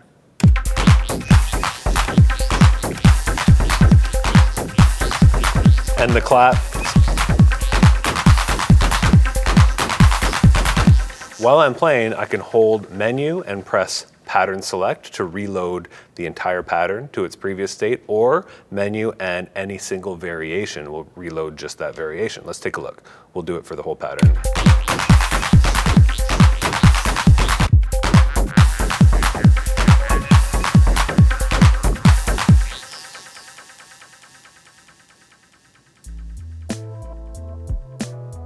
Let's take a browse through all the project settings that we have available in the menu. So we'll press menu, cursor over to project, and press enter. So this is where we've seen earlier we can change which project we're on. Let's leave that. Now, tempo source is where we can set if each pattern will have its own BPM, or we can say each pattern is going to adhere to a project tempo, which we can also set in this menu here. So we'll leave that on pattern. Tempo sync is very important. This is what is the sync source for the TR-1000 overall. So auto will be internal sync. If we press play, if it's not connected to anything, it'll play. Or if we've got MIDI connected and there's MIDI clock coming in via USB or the 5-pin MIDI jacks, then it'll adhere to that tempo. We can also set this strictly to MIDI or USB or just internal. Fill in trigger, got kit select, pattern or kit. We've got which pattern we will load with when we restart the instrument. So this can be the last pattern or any pattern in the list. The starting kit when we load, the starting song. We've already seen classic or normal TR rec mode. We can set what the normal and weak velocity defaults are for the step sequencer. Mute mode, we know that's either latch or momentary. Morph edit mode, C knobs or all knobs. Start key changes the behavior of the start button, so we can have it be default, which is just pressing it will start the pattern. Pressing it again will not stop the pattern. Or we can change it to start and stop. If we want a traditional way to kind of stop the sequencer, as opposed to the stop and continue button, which will continue from the last point in the sequencer by default, and that can also be changed to stop and continue or just stop.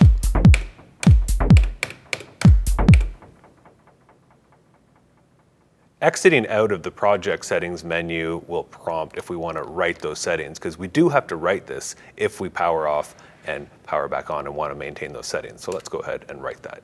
Let's take a look at the TR-1000's connectivity options and some of the settings we have related to those. So first thing we're going to take a look at is the main mix out jacks. That's a stereo pair of 1/4 inch, quite self-explanatory. It's the main mix output. If we go into menu and system settings and we take a look at sound, we can apply an attenuation to that output. The next is the analog effects output. Now this is a separate output that is tapped straight from the analog effects circuit. So whatever's going to the analog effects gets processed through the analog circuitry and goes directly to that output without having any more digital conversion. So it's straight from the analog circuit. Same as the main output, we can attenuate that out if we want to. And then we get to the individual output jacks. Now this is audio from each of the 10 tracks individually, and this is great if you wanted to say track these separate through a console or an interface, but they also have a bunch of different settings. Let's take a look at the rimshot track, for example, and we'll take a look at the mixer, shift and mixer. And the second page, we can see individual out. So we have some different options here. We can choose mix. Now this is the default. This means that the audio from this track will be going to the main mix, and by default, it'll be coming out of its individual output jack as well. We can change it to just individual, so that means that it will be removed from the main mix, but it will only go to the individual output. And we can also set it up to be a trigger, right? So this is really useful when you want to use this sequencer on that track to be an analog trigger output. All of the individual outs can be configured to be analog triggers if you would like. Another really great option when using the individual outs is tapping the analog circuits directly. Similar to the analog effects output, you can do this without conversions. You can get straight outputs. So for example, if I wanted to tap the 909 analog kick drum through an individual output without it going through any digital conversion, here's how we do this. What you need to do is have the instrument on its appropriate track. This is the only time, based on the internal routing, that you need to put a bass drum on the bass drum track. I've got an analog 909 on layer A of the bass drum, and if we go to that same spot in the mixer, individual out, we also have a direct analog option at the end. So what this is going to do is that output, the BD individual out, will be the 909 kick drum, pure analog straight from the circuit out the cable. Now you can do this with other analog voices as long as they are assigned to the appropriate track. Low tom on the low tom track, rim shot on the rim shot track, you get it. Also, in the system settings, we can attenuate the individual out level just like we could the mix out and the analog effects out. And then we get to the external input jacks. We know that these are stereo, we've used them before, but there are some different options that we can get to in the project settings. So not system settings, but project settings. If we go to sound, here we can actually change the gain, not just the level on the external input, but the actual gain of the front end of that input. We can attenuate it. We can change it from stereo to dual mono. So you don't need to use this as a stereo input only. You can use this as a dual mono input, and you also have different levels for those two mono inputs. In this menu, we also have the USB input level. So the trigger and CV section allows us to use a trigger input from external source, external CV to control the cutoff of the analog filter, and then we've got a trigger out and an analog clock out. If we take a look in the project settings, we can change the behavior of the trigger in. We can change the resolution of the trigger in sync clock. This really helps depending on what type of gear we're connecting with. The trigger output behavior can be changed. Sync clock out, we can change the resolution of that as well. The level of the filter CV input, and we can invert the filter CV input. The pedal input allows for connecting different types of control pedals, and this can be assigned to different parameters. Let's take a look in project, and we'll move over to pedal. So right now, the default is that an expression pedal can be set to control the morph. So essentially, it's going to do the same thing as morph. That's really nice for staying hands-free when you're playing live or your hands are busy doing other things. You can also assign this to any of the knobs on the tracks, as well as effect control knobs on the top. And then we see we can do things like start and stop, even shift and tap tempo. Tap tempo is normally accessed by holding shift, tapping the tempo button. Taking a look at the 5-pin MIDI DIN jacks, we've got MIDI in, we've got out 1 and out 2 or through. Now, these have some pretty great settings that we can take a look at in the system menu. Let's look at MIDI. So if we go down to the bottom, we can see we can change the behavior of the MIDI out 1 and out 2 jack. We can have that be standard MIDI. We can also change it to be DIN sync. So this is great for pre-MIDI gear that doesn't have a MIDI jack, but it did use DIN sync. So you can keep this locked in. It can be the heart of your studio, running not just modern, but vintage gear as well. And then for that MIDI out 2, we can change it from MIDI to DIN sync and also a through from the MIDI input jack. While we're in this menu, let's take a look at some of the other MIDI options. We can change the MIDI channel for patterns and for kits. We can change which note is transmitted and received by each of the instruments or each layer independently, even the alternate sounds. We can turn on USB MIDI through, a soft through on and off. We can also choose if we transmit and receive program change, and that's related to the pattern channel and the kit channel, whether we want program change to control on a specific channel for moving through patterns or for selecting kits, receiving or transmitting. Then we can also turn receive, start, stop, and continue messages on or off. Finally, we have our two USB ports. We have our external device, type A, and we've used that already with our USB key to load in some samples and export samples. This can also be used for backups and restores of the entire machine or exporting and importing specific projects. This can also take a USB MIDI device, so you can use an external USB MIDI controller and connect it here and use that for many different functions across the TR, including controlling CCs for the knobs, things like that. The USB-C jack is made for connections with computers. With the driver installed, you can access individual audio from every single track and the mix out and some other options into a DAW for recording. And you can also route audio from the computer through the TR-1000 straight to the main output, or as we saw, to the external input to be processed by effects. And you can even tap into all the individual outputs on separate channels. So this is a great way to do a hybrid live setup if you're using a DAW and you want to bus out specific tracks out of the individual outputs. You could, for example, run those through some pedals and then maybe back into the external input and mix it in with the TR audio. It's really, really flexible routing over USB. And of course, that's also how you connect with the TR-1000 app. Got an AC direct input with a universal power supply, our power switch, and on the front of the unit, we've got a dedicated headphone output with its own volume control.